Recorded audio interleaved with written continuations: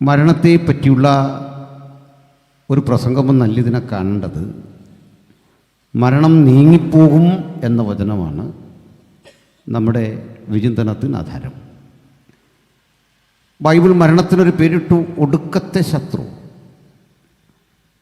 മനുഷ്യ ജീവിതത്തിൽ ഏറ്റവും നിരാശജനകമായ അവസ്ഥാവിശേഷത്തിനാണ് മരണമെന്ന് പറയുക.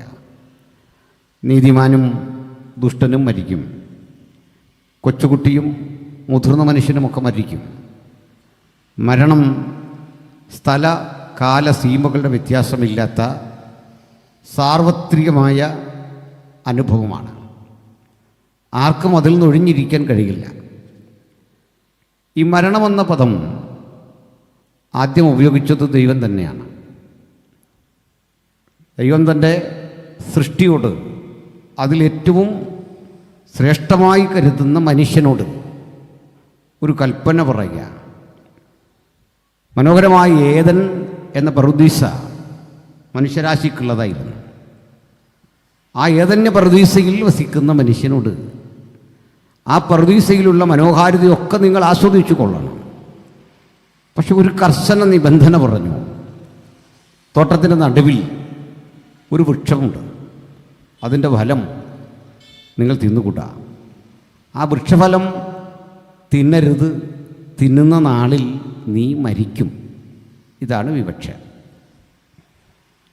ഈ ഫലം സംബന്ധിച്ച് ഒട്ടേറെ തെറ്റായ വിചിന്തനങ്ങളും അറിവുകളുമൊക്കെ മനുഷ്യരാശിക്കുണ്ട്. പലതരം വ്യാഖ്യാനങ്ങൾ മനുഷ്യൻ പറയാറുണ്ട്. ഞങ്ങളിത് യഥാർത്ഥത്തിൽ ഒരു ഫലമായി തന്നെ കാണുന്നു. അങ്ങനെ ബൈബിൾ പഠിപ്പിക്കുന്നത്. മറ്റൊരു തിന്മയോ തെറ്റോ ഒന്നുമല്ല ഇവിടെ സംഭവിച്ചത്. ചിലരെങ്കിലും അത് തെറ്റിദ്ധരിച്ചിട്ടുണ്ട്. അത് സ്ത്രീ പുരുഷ സമാഗമത്തെപ്പറ്റി വ്യംഗ്യന്തരേണ അതല്ലെങ്കിൽ രൂപകാർത്ഥത്തിൽ പറഞ്ഞ ഒരു പ്രയോഗമാണെന്നും ഒക്കെ ധരിച്ചിട്ടുണ്ട്. അതിന് അർത്ഥമില്ല. കാരണം വേറെയും ചില വൃക്ഷഫലങ്ങൾ അവിടെ കാണാം. നന്മതിന്മകളെക്കുറിച്ചുള്ള അറിവിൻ്റെ വൃക്ഷഫലം. ക്രിസ്തീയ സമൂഹത്തിൽ വണ്ണസ് പെൻ്റെക്കോസ്റ്റൽസിൻ്റെ ഒരു വിഭാഗം ആളുകളുണ്ട്. ബ്രൻഹാം എന്നറിയപ്പെടുന്ന ആളാണ് അതിൻ്റെ സ്ഥാപകൻ. ഈ മാരിയൻ ബ്രൻഹാം എന്നറിയപ്പെടുന്ന ആ ചിന്തകൻ്റെ അനുഗാമികൾ കേരളത്തിലുമൊക്കെ ഉണ്ട്. അവരും പഠിപ്പിക്കുന്നത് ഇതിൽ പറയുന്ന പാമ്പും ഇതിൽ പറയുന്ന വൃക്ഷഫലവുമൊക്കെ ലൈംഗികതയുമായി ബന്ധപ്പെട്ടുള്ള ചില പരോക്ഷ സൂചനകളാണെന്ന്. അതിനർത്ഥമില്ല. കാരണം ബൈബിൾ അതിനെപ്പറ്റി പഠിപ്പിച്ചത് മനുഷ്യനൊരു അനുഗ്രഹം കൊടുത്തു. നീ സന്താനപുഷ്ടിയുള്ളവനായി വർദ്ധിച്ചു പെരുകണം. It's A blessing. അതൊരു അനുഗ്രഹമാണ്. അങ്ങനെ വരുമ്പോൾ ആദം ഹവ്വമാരുടെ ദാമ്പത്യ ജീവിതമോ മനുഷ്യരാശിയുടെ പിൽക്കാലത്തെ ദാമ്പത്യ ജീവിതമോ പാപമോ നിഷിദ്ധമായി കരുതാത്ത ബൈബിള് ഇതല്ല പറയുന്നത്. മനുഷ്യരാശി സന്താനപുഷ്ടിയുള്ളവനായി വളരുന്നു, ഭൂമി മുഴുവൻ നിറയണം. ഈ ഭൂമിയിലെ വേർതിരിക്കപ്പെട്ടൊരു സ്ഥലമാണ് ഏദൻ. ആക്ച്വലി ഏദനെപ്പറ്റി ബൈബിൾ പറയുന്നത് യഹോവയായ ദൈവം ഏദനിൽ ഒരു തോട്ടമുണ്ടാക്കി. ഏദനിലെ ഒരു സിറ്റുവേഷൻ, ഒരു പരിസ്ഥിതിയാണ് ഈ തോട്ടം. അത് നമ്മൾ കാണുന്ന തരത്തിലുള്ള നമ്മുടെ സങ്കല്പങ്ങൾ പോലെയുള്ളൊരു സ്ഥലമല്ല. ആ സ്ഥലം ചിന്തക്കപ്പുറത്താണ്. അവിടെയുള്ള ജീവജാലങ്ങൾക്ക് സംസാരിക്കാനാവും. അവിടെയുള്ള വൃക്ഷഫലമെല്ലാം അർത്ഥസഹിതമാണ്. നന്മതിന്മകളെക്കുറിച്ചുള്ള അറിവിൻ്റെ വൃക്ഷഫലം, ജീവവൃക്ഷത്തിൻ്റെ ഫലം, ഇതൊക്കെയാണ് അവിടെ നിൽക്കുന്നത്. ആ ലോകം വിവരിക്കാൻ കഴിയുന്നതിനപ്പുറത്ത് ആ ലോകത്തിനൊരു പ്രത്യേകതയുണ്ട്. അവിടെ മനുഷ്യന് പ്രായമില്ല. മനുഷ്യൻ എന്നും ഒരുപോലെയാണ്. മനുഷ്യൻ 1 വയസ്സോ 2 വയസ്സോ 3 വയസ്സോ 30 വയസ്സോ 100 വയസ്സോ ഒന്നുമില്ലാത്തൊരു ലോകം. യൗവനത്തിൻ്റെ പ്രസരിപ്പോടെ മനുഷ്യൻ നിലനിൽക്കുന്നൊരു ലോകം. അപ്പോൾ അങ്ങനെ ഒരു ലോകമാണ്.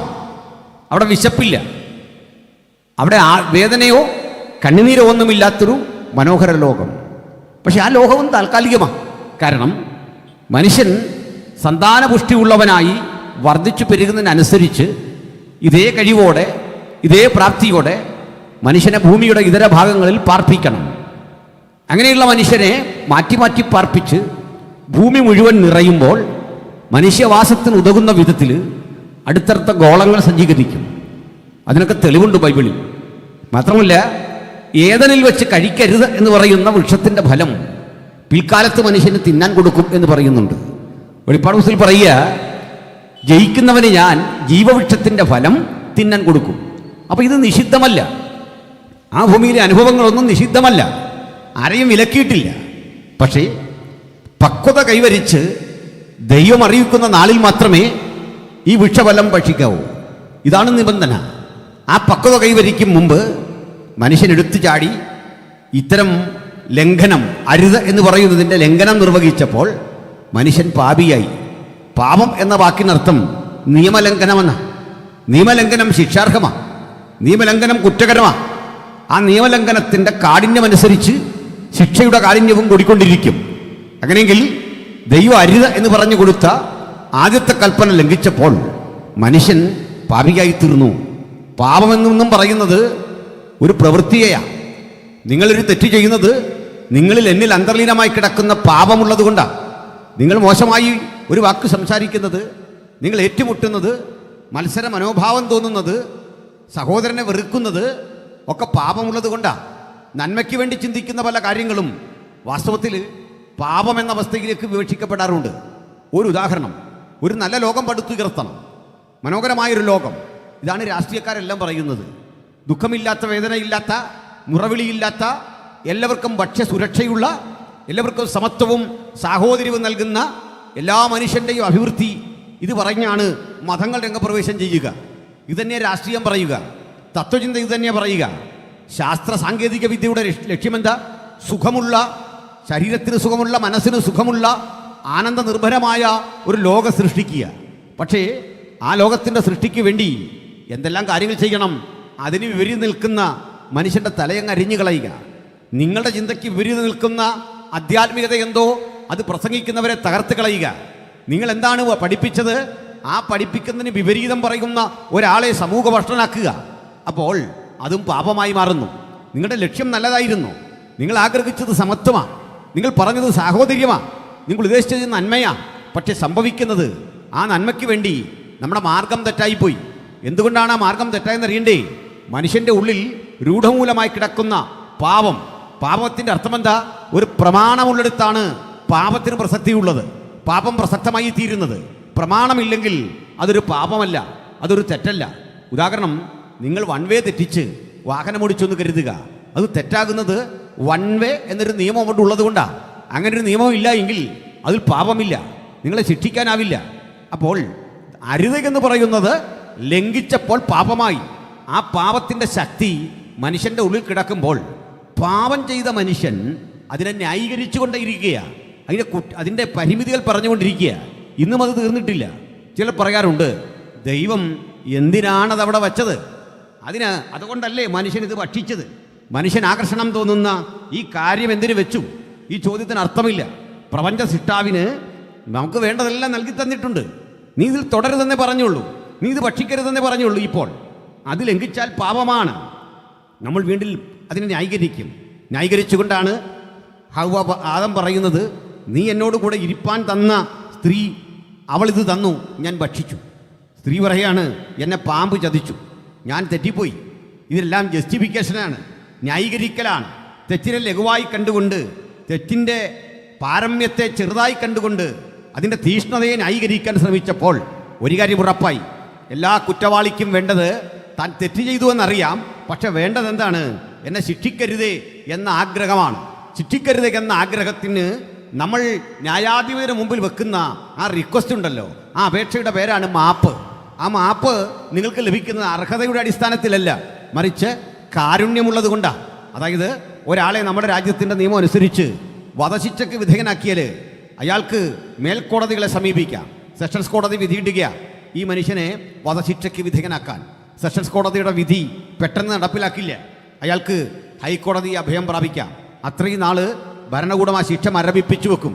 അയാൾ അപ്പീലിന് പോകുന്നില്ല എന്ന് വെക്കുക, എന്നാലും ശിക്ഷ പെട്ടെന്നുണ്ടാവില്ല.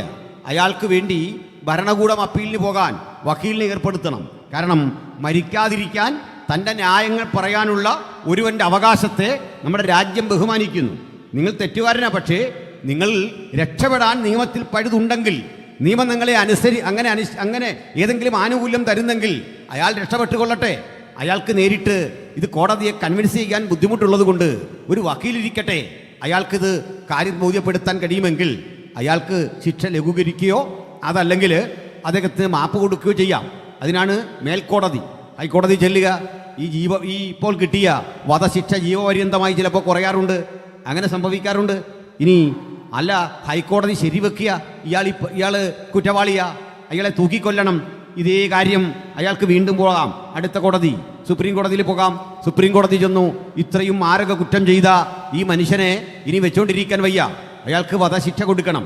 വധശിക്ഷ കൊടുക്കാൻ തക്കതായ കുറ്റത്തിന് നമ്മളൊരു പേര് പറയാറുണ്ട്. അതിൻ്റെ ആ കാരണം പറയാറുണ്ട്, റയറസ്റ്റ് ഓഫ് റയർ എന്ന് വെച്ചാൽ അപൂർവങ്ങളിൽ അപൂർവം. ഇത് ന്യായാധിപതി കണ്ടുപിടിക്കണം. എന്താണ് ഈ അപൂർവങ്ങളിൽ അപൂർവം എന്ന് എഴുതി വെച്ചിട്ടില്ല, അങ്ങനെയൊന്നൊരു നിയമവും ഇല്ല. പക്ഷെങ്കിൽ അത് ന്യായാധിപതി, ജഡ്ജ് തൻ്റെ മനന സംവിധാനങ്ങൾ കൊണ്ട്, ചിന്തിക്കാനുള്ള കഴിവ് കൊണ്ട് ഇയാൾ ചെയ്ത ഈ കുറ്റകൃത്യം അത് ഭീകരമാണെന്ന് ഉറപ്പുവരുത്തുക. ഞാനും നിങ്ങളുമൊക്കെ കിടന്നുറങ്ങുമ്പോൾ ഉറങ്ങുന്ന മനുഷ്യൻ്റെ തലയ്ക്ക് ചുറ്റിയെ കൊണ്ടടിച്ച് കൊല്ലുന്നൊരു മനുഷ്യനെ കണ്ടു. പൂർവ്വവൈരാഗ്യമൊന്നുമല്ല, അയാളെ റിപ്പർ എന്നാണ് വിളിച്ചത്. ആ മനുഷ്യൻ്റെ വധശിക്ഷയാണ് നമ്മുടെ കേരളത്തിൽ അവസാനമായി നടപ്പിലാക്കിയെന്നാണ് എൻ്റെ അറിവ്. 93 എനിക്ക് തോന്നുന്നു. എന്താണ് ഇതിൻ്റെ അർത്ഥം? ഈ മനുഷ്യനും രാഷ്ട്രപതിയെ സമീപിക്കാം, രാഷ്ട്രപതി പഠിക്കും, ഇത് ന്യായമാണോ, പരിശോധിച്ച് അയാളെ വെറുതെ വിടാം. ഇതാണ് രാജ്യനിയമം. ഈ മനുഷ്യൻ വെക്കുന്ന അപേക്ഷയുടെ പേരാണ് മാപ്പ്. എന്നെ മാപ്പാക്കി തരണം. പക്ഷേ മാപ്പ് കൊടുക്കുമ്പോൾ ഒരു കാര്യം, ഞാൻ ചെയ്ത കുറ്റകൃത്യത്തിന് ഒരാൾ മാപ്പ് തരുമ്പോൾ ഞാൻ ആരോട് കുറ്റം ചെയ്തു അയാൾക്ക് നീതി കിട്ടുന്നില്ല, ആ നീതി നഷ്ടപ്പെട്ടു പോകുന്നുണ്ട്. അപ്പോൾ എന്ത് ചെയ്യും? 2 കാര്യങ്ങൾ സംഭവിക്കണം. അതായത് സത്യസന്ധത, നീതി, ഇതൊക്കെ പറയുന്നൊരു ഭാഗം. അതിൻ്റെ നേരെ വിപരീതമാണ് സത്യത്തിൽ മാപ്പ് എന്ന് പറയുന്നത്. മനസ്സിലായി കാണും. മാപ്പ് നൽകുമ്പോൾ കുറ്റം ചെയ്തവന് സത്യസന്ധമായ ഒരു വിധി കിട്ടുന്നില്ല. മാപ്പ് കിട്ടിയവന് സന്തോഷമായി. പക്ഷേ ഇയാൾ കൊന്നുകളഞ്ഞ, ഇയാൾ ഉപദ്രവിച്ച മനുഷ്യരില്ലേ, ആ മനുഷ്യന് നീതി കിട്ടുന്നില്ല. നമ്മൾ പറയും അവർക്ക് നീതി കിട്ടുന്നില്ല. അതല്ലേ നമ്മൾ ചിലപ്പോഴൊക്കെ പത്രങ്ങളിൽ പറയും, സിസ്റ്റർ അഭയയ്ക്ക് നീതി കിട്ടിയില്ല, അല്ലെങ്കിൽ ഇന്ന പെൺകുട്ടിക്ക് നീതി കിട്ടിയില്ല, ആ ഇരയ്ക്ക് നീതി കിട്ടിയില്ല, ഇത്യാദി പ്രയോഗങ്ങൾ പറയും. മാപ്പ് കൊടുക്കുന്നതിൻ്റെ മറുവശത്ത് നീതി നഷ്ടപ്പെട്ടു പോകുന്നുണ്ട്. കാരണം നീതിയോട് ചേർന്ന് സത്യം നിലനിൽക്കുന്നുണ്ട്. അപ്പോൾ ഒരു കാര്യം വൃത്തി, മാപ്പാണ് കൊടുക്കുന്നതെങ്കിൽ പിന്നെ നീതി എന്ന പദത്തിന് അർത്ഥമില്ല, സത്യം എന്ന പദത്തിന് അർത്ഥമില്ല. ഇനി സത്യമാണ് നടപ്പിലാക്കുന്നതെങ്കിൽ കാരുണ്യം എന്ന പദത്തിനും അർത്ഥമില്ല. ഇത് രണ്ടും കൂടെ ഒരുമിച്ച് കൊണ്ടുപോകാൻ കഴിയുകയില്ല. അതെങ്ങനെ സാധിക്കുക? എന്നോടൊരാൾ തെറ്റ് ചെയ്തു, തെറ്റ് ചെയ്ത മനുഷ്യനോട് എനിക്ക് കാരുണ്യം കാണിക്കാം, പോട്ടെ എന്ന് വെക്കാനുള്ള എൻ്റെ അവകാശം അയാൾക്ക് ഞാൻ കൊടുത്ത ഒരു കാരുണ്യമാണ്. പക്ഷെങ്കിൽ മറുവശത്ത് എനിക്ക് വലിയ നഷ്ടം വന്നിരിക്കുന്നു, എനിക്ക് വലിയ ബുദ്ധിമുട്ട് അയാൾ ഉണ്ടാക്കിയിരിക്കുന്നു. എന്നാൽ ഇത് രണ്ടും ഒരു മനുഷ്യനും ഒരേ സമയത്ത് സത്യവും അതുപോലെ ആ നീതിയും അല്ലെങ്കിൽ സത്യവും കരുണയും ഒരുമിച്ച് കൊണ്ടുപോകാൻ കഴിയില്ല. അങ്ങനെ ഒരാളും ലോകത്തില്ല. എങ്ങനെയാണ് രാഷ്ട്രപതിക്ക് ഒരേ സമയത്ത് ഈ മനുഷ്യനെ വധശിക്ഷ കൊടുക്കാൻ കഴിയുക? അതേ സമയത്ത് ഞാൻ നീതി അല്ലെങ്കിൽ ഞാൻ അതേ സമയത്ത് മാപ്പ് കൊടുത്തു എന്നും പറയാൻ പറ്റുക? അപ്പോൾ മാപ്പും സത്യവും ഒരുമിച്ച് പോവില്ല. സത്യത്തിൻ്റെ മറുവശത്ത് യാതൊരു റീസണും കൂടാതെ, യാതൊരു യുക്തിബോധവും കൂടാതെ സഹതാപം കൊണ്ട് കൊടുക്കാൻ പറ്റിയ ഒരു ആനുകൂല്യത്തിൻ്റെ പേരാണ് മാപ്പ്. ആ മാപ്പ് കൊടുക്കുക. ആ മാപ്പ് അർഹതപ്പെടുന്ന ഒരു അനുഭവത്തിൽ ഒരു വിധത്തിലും മറുവശത്ത് സത്യം സ്ഥാപിച്ചെടുക്കാൻ കഴിയുകയില്ല. സത്യം സത്യമായി കിടക്കുമ്പോൾ മറുവശത്ത് മാപ്പ് സത്യത്തിന് വിപരീതമാണ്. ഞാനൊരു തെറ്റെയ്തെങ്കിൽ, നിങ്ങൾ തെറ്റെയ്തെങ്കിൽ കിട്ടിയത് മാപ്പാണെങ്കിൽ സത്യം മറ്റൊന്നാ. അങ്ങനെയാണെങ്കിൽ സത്യസന്ധനായൊരു ദൈവം, കൃപാനിധിയായൊരു ദൈവം, ഇത് രണ്ടും കൂടെ അങ്ങനെ ഒരുമിച്ച് പോകും. നിങ്ങൾ പറ, നമ്മൾ പറയുക ദൈവ സത്യസന്ധനാ, ദൈവം നീതിമാനാ, അതേ നമ്മൾ പറയുക ദൈവം കാരുണ്യവാനാ, ദൈവം ദയാവായ്പുള്ളവനാ. രണ്ടും കൂടി ഒരുമിച്ച് കൊണ്ടുപോകാൻ മനുഷ്യന് കഴിയില്ല. അങ്ങനെ കഴിയുന്ന ഒരു മനുഷ്യനെ മാത്രമേ ലോകം കണ്ടിട്ടുള്ളൂ. അവിടുത്തെ പേരാണ് കർത്താവായ യേശു ക്രിസ്തു. എന്തേ അങ്ങനെ പറയാൻ കാരണം? ആ വചനം ജഡമായി തീർന്നു, അവിടുന്ന് കൃപയും സത്യവും നിറഞ്ഞവനായി നമ്മുടെ ഇടയിൽ പാർത്തു. അപ്പോൾ കൃപയും സത്യവും ഒരുമിച്ച് കൊണ്ട് നടക്കാൻ യേശുവിന് എങ്ങനെ കഴിഞ്ഞെന്നറിയണ്ടേ? ഒരേ സമയത്ത് അവിടുത്തെ കൃപ നമുക്ക് തരും, നമുക്ക് മാപ്പ് തരും. മറുവശത്ത് ഞാൻ എന്ത് കുറ്റം ചെയ്തോ, ഞാൻ എന്ത് തെറ്റ് ചെയ്തോ അതിൻ്റെ പ്രായശ്ചിത്തമായി ഞാൻ തെറ്റ് ചെയ്തവന് എന്ത് വേണമെന്നറിഞ്ഞുകൊണ്ട് ആ തെറ്റിൻ്റെ പ്രായശ്ചിത്തവും തരും. ചുരുക്കത്തിൽ വാദിക്കും പ്രതിക്കും വേണ്ടി ഒരുപോലെ നീതി പാലിപ്പിച്ചു കൊടുക്കുന്ന ഒരൊറ്റ ന്യായാധിപതിയെ ഉലകത്തിലുള്ളൂ. അവിടുത്തെ പേരാണ് കർത്താവായ യേശു ക്രിസ്തു. ഈ രാത്രി യേശുവിനെ ഉയർത്തിക്കൊണ്ട് ഞങ്ങൾ ഈ ഗ്രാമത്തിൽ വചനം പ്രസംഗിക്കുന്ന എന്തിനാ? നീതി നിഷേധിക്കപ്പെട്ട നിനക്ക്, അധ്വാനിച്ച നിനക്ക്, കഷ്ടപ്പെട്ട നിനക്ക്, മണ്ണിൽ പണിയെടുത്ത നിനക്ക് യാതൊരു നീതിയും ഈ ലോകം തരാതിരുന്നപ്പോൾ നിനക്ക് വേണ്ടി ഒരു നല്ല ന്യായാധിപതി ഇടപെട്ടുകൊണ്ട് നീതിയും കാരുണ്യവും നൽകിക്കൊണ്ട് നിന്നെ സ്നേഹിച്ചണഞ്ഞ മഹാസ്നേഹത്തിൻ്റെ പേരാണ് കർത്താവായ യേശു ക്രിസ്തു. അതുകൊണ്ട് ഇന്ന് രാത്രി ആ യേശുവിനെയും അവിടുത്തെ സുവിശേഷത്തെ ഉയർത്തിക്കൊണ്ട് ഞങ്ങൾ ഈ സുവിശേഷത്തിൻ്റെ മഹത്തരമായ ഉള്ളടക്കം ഇങ്ങനെ വിശദീകരിക്കാം. മറ്റൊരുവരിലും രക്ഷയില്ല. നാം രക്ഷിക്കപ്പെടുവാൻ ആകാശത്തിന് കീഴിൽ മനുഷ്യരുടെ ഇടയിൽ നൽകപ്പെട്ട ഒരേ ഒരു നാമം നമ്മുടെ കർത്താവായ യേശു ക്രിസ്തുവിൻ്റെ സുവിശേഷം. ആ യേശുക്രിസ്തുവിന്റെ സുവിശേഷം ഈ ദിനങ്ങളിൽ ഈ ദേശത്ത് ഘോഷിക്കപ്പെടുമ്പോൾ ഞങ്ങളൊരു കാര്യം ഉറപ്പാക്കുന്നു: ദൈവം ഈ ഗ്രാമത്തെ സ്നേഹിക്കുന്നു, ദൈവം ഈ ദേശത്തെ സ്നേഹിക്കുന്നു. ദൈവത്തിന് ജാതിയില്ല, ദൈവത്തിന് മതമില്ല, ദൈവത്തിന് പാശ്ചാത്യനും പൗരസ്ത്യനുമില്ല, ദൈവത്തിന് സായിപ്പെന്നോ അറബിയെന്നോ വ്യത്യാസമില്ല, ഈ നാട്ടിലെ സാധാരണക്കാരനോ സമ്പന്നനോ വ്യത്യാസമില്ല. അതാണ് ബൈബിളിലെ ദൈവത്തിൻ്റെ ശ്രേഷ്ഠത. അതുകൊണ്ടാണ് ഇന്ത്യ മഹാരാജ്യത്തിന് ഏറ്റവും യുക്തമായ സന്ദേശം സുവിശേഷമാണ് എന്ന് പറയാൻ ഞങ്ങൾ അമാന്തിക്കാതിരിക്കുന്നത്. ആ കാര്യകാരണങ്ങളിലേക്ക് ഞാനൊന്ന് വരട്ടെ. നമ്മുടെ രാജ്യത്ത് ചരിത്ര പ്രാധാന്യമുള്ള ഒട്ടേറെ ഇതിഹാസങ്ങളുണ്ട്, പുരാണങ്ങളുണ്ട്, തത്വസംഹിതകളുണ്ട്. ഇതൊന്നും മോശമാണെന്ന് ഞങ്ങൾക്ക് അഭിപ്രായമില്ല. ഉപനിഷത്തുക്കളുണ്ട്, വേദങ്ങളുണ്ട്, അത് പഠിപ്പിച്ച ഋഷിവര്യന്മാരുണ്ട്. അവരാരും മോശക്കാരല്ല. മനുഷ്യരാശിയുടെ നന്മയ്ക്ക് വേണ്ടിയുള്ള ആഴമേറിയ ചിന്തകളാണ് അവർ സമൂഹത്തിന് പ്രദാനം ചെയ്തത്. ഞാൻ സമ്മതിക്കുന്നു. അങ്ങനെയുള്ള ഒരു രാജ്യത്ത് എന്തിനാണ് സുവിശേഷമെന്ന് ആളുകൾ ചോദിക്കാറുണ്ട്. കാരണം ഇന്ത്യക്ക് മഹത്തരമായ പൈതൃകമുണ്ട്, ചരിത്രമുണ്ട്, പാരമ്പര്യമുണ്ട്. പാശ്ചാത്യർ ഇവിടെ വരുന്നതിന് മുമ്പ് നളന്തയും തക്ഷശിലയും പോലെയുള്ള മഹത്തരമായ സ്ഥാപനങ്ങൾ, നളന്ത, തക്ഷശില, ഓദന്തപുരി, വാരണാസി, ഈ സ്ഥലങ്ങളിലൊക്കെ പ്രമുഖങ്ങളായ കലാലയങ്ങൾ നിലനിന്നിരുന്നുവെന്നും ആ സ്ഥലത്തൊക്കെ 35,000 ആളുകൾ ഒരുമിച്ച് താമസിച്ച് പഠിക്കാൻ പാകത്തിനുള്ള സൗകര്യങ്ങളുള്ള ഒരു നാട്ടിലേക്ക് ഈ നാടിൻ്റെ സംസ്കൃതിയെ, ഇതിൻ്റെ മനോഹാരിതയെ നശിപ്പിച്ചുകൊണ്ട് പാശ്ചാത്യർ കടന്നു വന്നുവെന്നും അങ്ങനെ വന്നിട്ട് ബൈബിൾ വിതരണം ചെയ്തെന്നും ഇന്നുവരെ രാജ്യം ശീലിച്ചു പോന്നിരുന്ന മഹത്തരമായ പാരമ്പര്യത്തെ അട്ടിമറിച്ചെന്നും നമുക്കതിനെ തിരിച്ചു പിടിക്കണം എന്നൊക്കെയുള്ള പ്രചാരവേലകൾ നമ്മൾ കേട്ടിട്ടുണ്ട്. ഞാനെന്നാൽ അതിൻ്റെ മറുവശത്തൊരു കാര്യം പറയാം. പ്രിയപ്പെട്ടവരെ, നാം കേൾക്കുന്ന പലതും എത്രമാത്രം ശരിയാണ് എന്ന് നിങ്ങൾ ഓർത്തുകൊള്ളണം. ഞാൻ മനസ്സിലാക്കുന്നു, നമ്മുടെ രാജ്യത്ത് നളന്തയുണ്ടായിരുന്നു, തക്ഷശിലയുണ്ടായിരുന്നു. നളന്ത ഒരു ബുദ്ധമത സ്ഥാപനമായിരുന്നു. ബുദ്ധമത അധ്യാതാക്കൾക്ക് വന്ന് പഠിക്കാൻ കഴിയുന്ന സ്ഥാപനമായിരുന്നു. ചൈനയിൽ സഞ്ചരിച്ച ഹുയാൻസാങ്ങും ഫാഹിനും ഒക്കെ വന്ന് ഈ സ്ഥാപനത്തെപ്പറ്റി മഹത്തരമായി പറഞ്ഞിട്ടുണ്ട്. അല്ലെങ്കിൽ തന്നെ ആർക്കാണ് മഹാനായ ബുദ്ധൻ്റെ ആശയങ്ങൾ എതിർക്കാൻ സാധിക്കുക? എത്ര ആഴമേറിയ ചിന്തകളാണ് അദ്ദേഹം ഉലകത്തിന് സംഭാവന ചെയ്തത്. ഇന്ത്യയിൽ നിന്നൊരു മഹാൻ പിറവി കൊണ്ടു എന്നത് തന്നെ അഭിമാനകരമായ സംഭവമാണ്.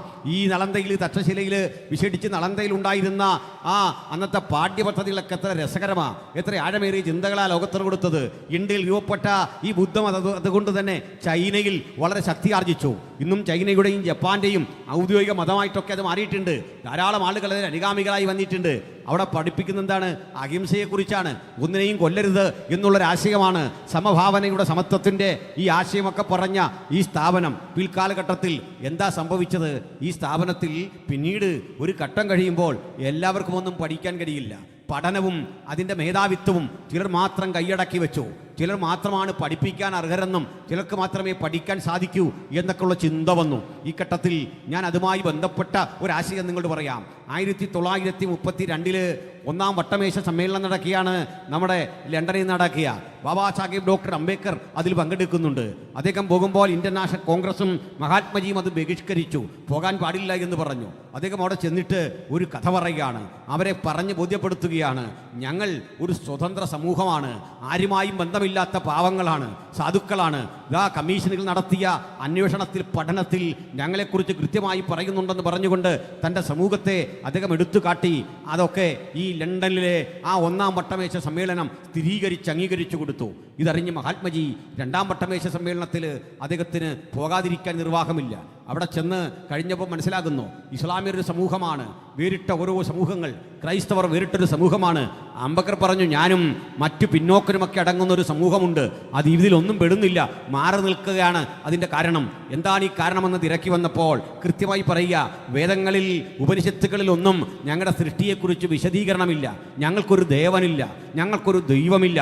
അതിൻ്റെ കാരണം ഞങ്ങളെ ഏതെങ്കിലും ദൈവം സൃഷ്ടിച്ചതായി ഒരു വേദങ്ങളിലും ഒരു കൃതികളിലുമില്ല. ഉണ്ടെങ്കിൽ എൻ്റെ പ്രിയപ്പെട്ട സുഹൃത്തുക്കൾക്ക് ഇന്നും പറഞ്ഞു തരാം. ഞാൻ നാളെ രാത്രി ഇവിടെ വരുന്നുണ്ട്. സ്നേഹബുദ്ധിയാൽ നിങ്ങൾക്കിത് സംസാരിക്കാൻ കഴിയുന്ന ആരെങ്കിലും ഉണ്ടെങ്കിൽ അത് കേൾക്കാൻ എനിക്ക് മനസ്സുണ്ട്. എന്താണ് കാരണം? സൃഷ്ടിയിൽ 4 തരം മനുഷ്യരെയാണ് ഇന്ത്യൻ തത്വചിന്ത രൂപപ്പെടുത്തി വെച്ചത്.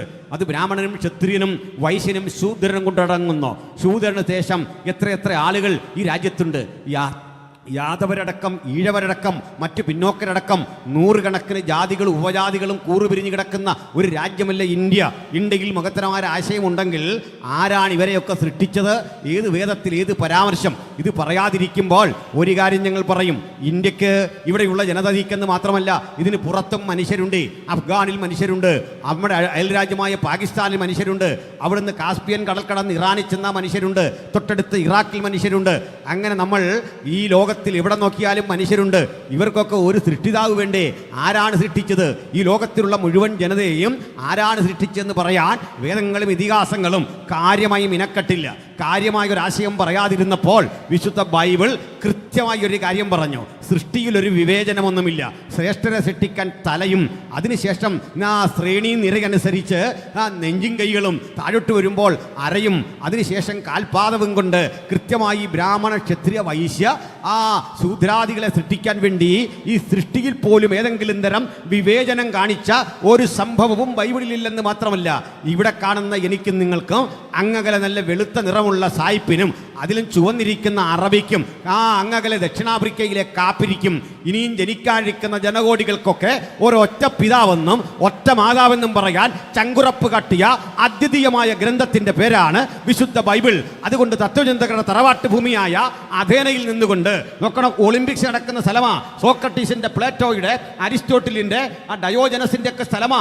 അവിടെ നിന്നുകൊണ്ട് ഞങ്ങളുടെ ആചാര്യനായ ഞങ്ങളുടെ വഴികാട്ടിയായ പൗലോസിനൊക്കെ പ്രസംഗിച്ചിട്ട് പറയുക, അല്ലയോ അഥേനാ പുരുഷന്മാരെ, ലോകത്ത് കണ്ടതിലെ ഏറ്റവും ശ്രേഷ്ഠരായ ഭക്തിയുള്ള പുരുഷന്മാരാ നിങ്ങൾ ഇത് ഞങ്ങൾക്കറിയാം. പക്ഷെ നിങ്ങൾ ഇന്നും ദൈവത്തെ അന്വേഷിക്കുമ്പോൾ, ദൈവത്തെ തപ്പി നോക്കുമ്പോൾ, ആരാണ് ദൈവമെന്ന് നിങ്ങൾ ഇങ്ങനെ വിളിച്ചു ചോദിക്കുമ്പോൾ, നിങ്ങൾ അന്വേഷിക്കുന്ന, നിങ്ങൾ അദൃശ്യമായി പൂജിക്കുന്ന ശിലകളെ, ബിംബങ്ങളെ, വിഗ്രഹങ്ങളെ ദൈവസങ്കല്പങ്ങളുടെ മറുവശത്ത് കണ്ടുകൊണ്ട് പ്രതിഷ്ഠിക്കുമ്പോൾ നിങ്ങൾ അറിയാതെ പൂജിക്കുന്ന ആ ഈശ്വര സങ്കല്പത്തെ ഞങ്ങളിത് അറിഞ്ഞിരിക്കുന്നു.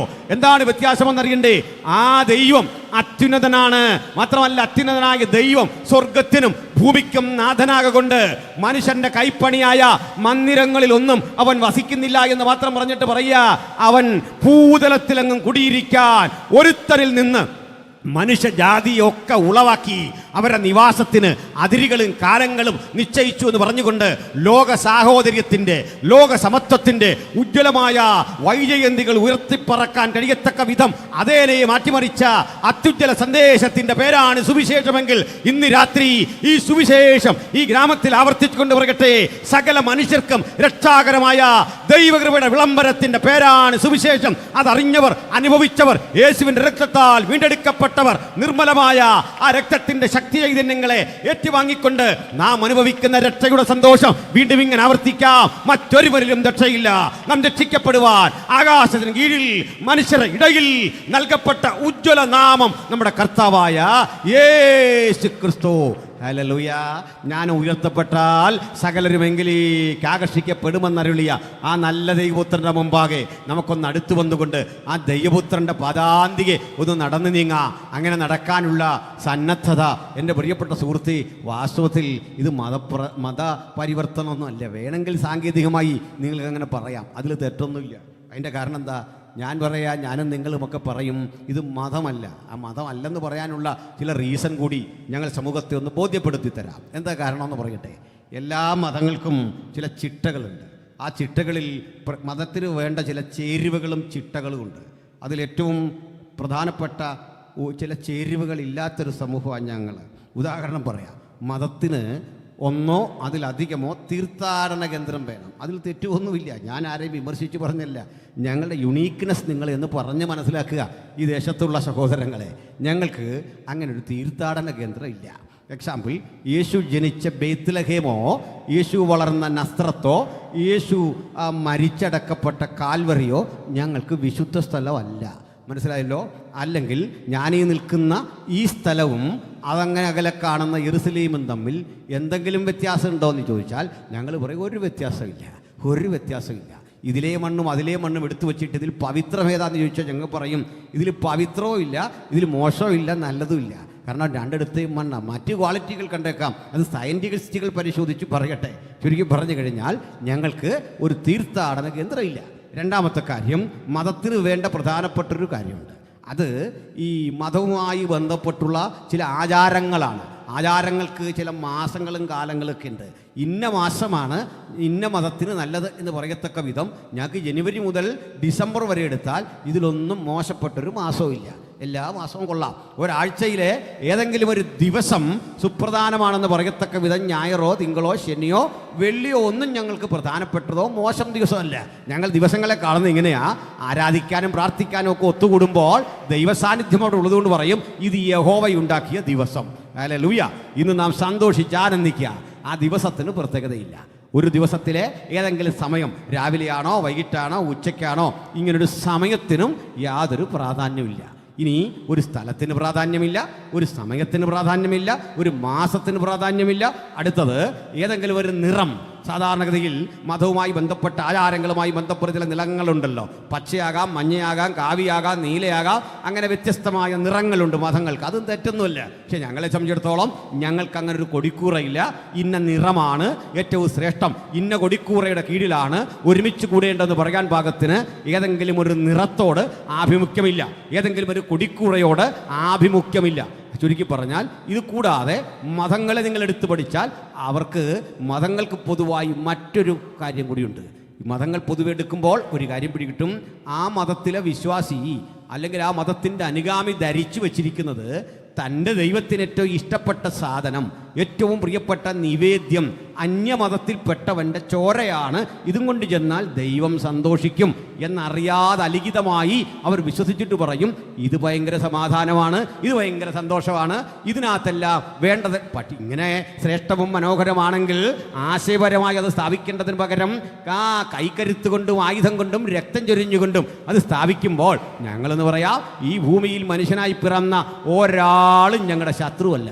ഒരാളെയും ശത്രുവായി കാണാൻ പാടില്ല. പാശ്ചാത്യനെ, പൗരസ്ത്യനെ, ഹിന്ദുവിനെ, മുസ്ലിമിനെ, ജൂതനെ, പാഴ്സിയെ ആരെയും ശത്രുവായിട്ട് കാണാൻ പാടില്ല. വൈരുദ്ധ്യമോ എതിരൊക്കെ വന്നാൽ നമ്മുടെ ഉള്ളിൽ ഈ മനുഷ്യനോട് ഒരു വെറുപ്പ് തോന്നിയെന്ന് വിചാരിക്കുക. ആ വെറുപ്പിനെ ശാസിച്ച് അവനെ സ്നേഹിക്കാൻ പഠിക്കണമെന്നാണ് ഈ പ്രമാണം നമ്മളെ പഠിപ്പിക്കുന്നത്.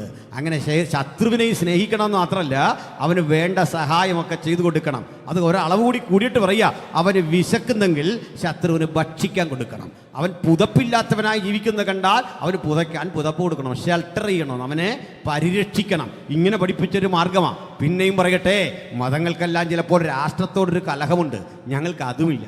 എന്തോന്ന് വെച്ചാൽ ഈ രാജ്യം ഭരിക്കുന്ന ഭരണകൂടത്തോട് നന്ദിയും വിധേയത്വവും കൂറുമുണ്ടായിരിക്കണമെന്ന് രേഖാമൂലം എഴുതി വെച്ചൊരു കൃതിയാണ് വിശുദ്ധ ബൈബിൾ. അത് പലരും പഠിച്ചിട്ടില്ല. ആളുകൾ രാജ്യസ്നേഹത്തെക്കുറിച്ചൊക്കെ പഠിക്കുമ്പോൾ ലോകത്തെ രാജ്യസ്നേഹത്തെക്കുറിച്ച് രേഖാമൂലം എഴുതി വെച്ച ഒരു ഗ്രന്ഥം സ്വന്തമുള്ള ഒരു ജനതയുടെ പേരാണ് ക്രിസ്ത്യാനി. ഹല്ലേലൂയ. എന്താ കാരണം എന്നറിയണ്ടേ? ഈ പുസ്തകം പറയാ, രാജ്യം ഭരിക്കുന്ന ആരുമായിക്കൊള്ളട്ടെ ആ വ്യക്തിക്ക് വേണ്ടി പ്രാർത്ഥിച്ചുറങ്ങണമെന്ന്. പ്രാർത്ഥിക്കണം, വെറുതെ പ്രാർത്ഥിക്കണമെന്നല്ല, വിശേഷാൽ പ്രാർത്ഥിക്കണം. എന്താ അങ്ങനെ പറയാൻ കാരണം? അവരെ സ്വസ്ഥതയുള്ള സാവധാനതയുള്ള ഒരു ഭരണം നടപ്പിലാക്കാൻ അവർക്ക് വേണ്ടി പ്രാർത്ഥിക്കണം. എന്ന് വെച്ചാൽ നിങ്ങളുടെ കാര്യം ആലോചിച്ചോ, നമ്മുടെ മന്ത്രിമാരൊക്കെ ഇതിൽ പോവുക, ധാരാളം വണ്ടികൾ, അവരെ എസ്കോർട്ട് ചെയ്യുക. പ്രധാനമന്ത്രി വരുന്നു, അല്ലെങ്കിൽ പ്രസിഡന്റ് വരുന്നു, മുഖ്യമന്ത്രി വരുന്നു, ആഭ്യന്തരമന്ത്രി വരുന്നു, ഗവർണർ വരുന്നു. ഇത്രയും വണ്ടിയൊക്കെ വരുമ്പോൾ നമുക്കൊരു സംശയം, ഇതെന്തൊരു ഏർപ്പാടാ, ഇത്ര വണ്ടിയാണ് വെറുതെ ഓടുന്നത്?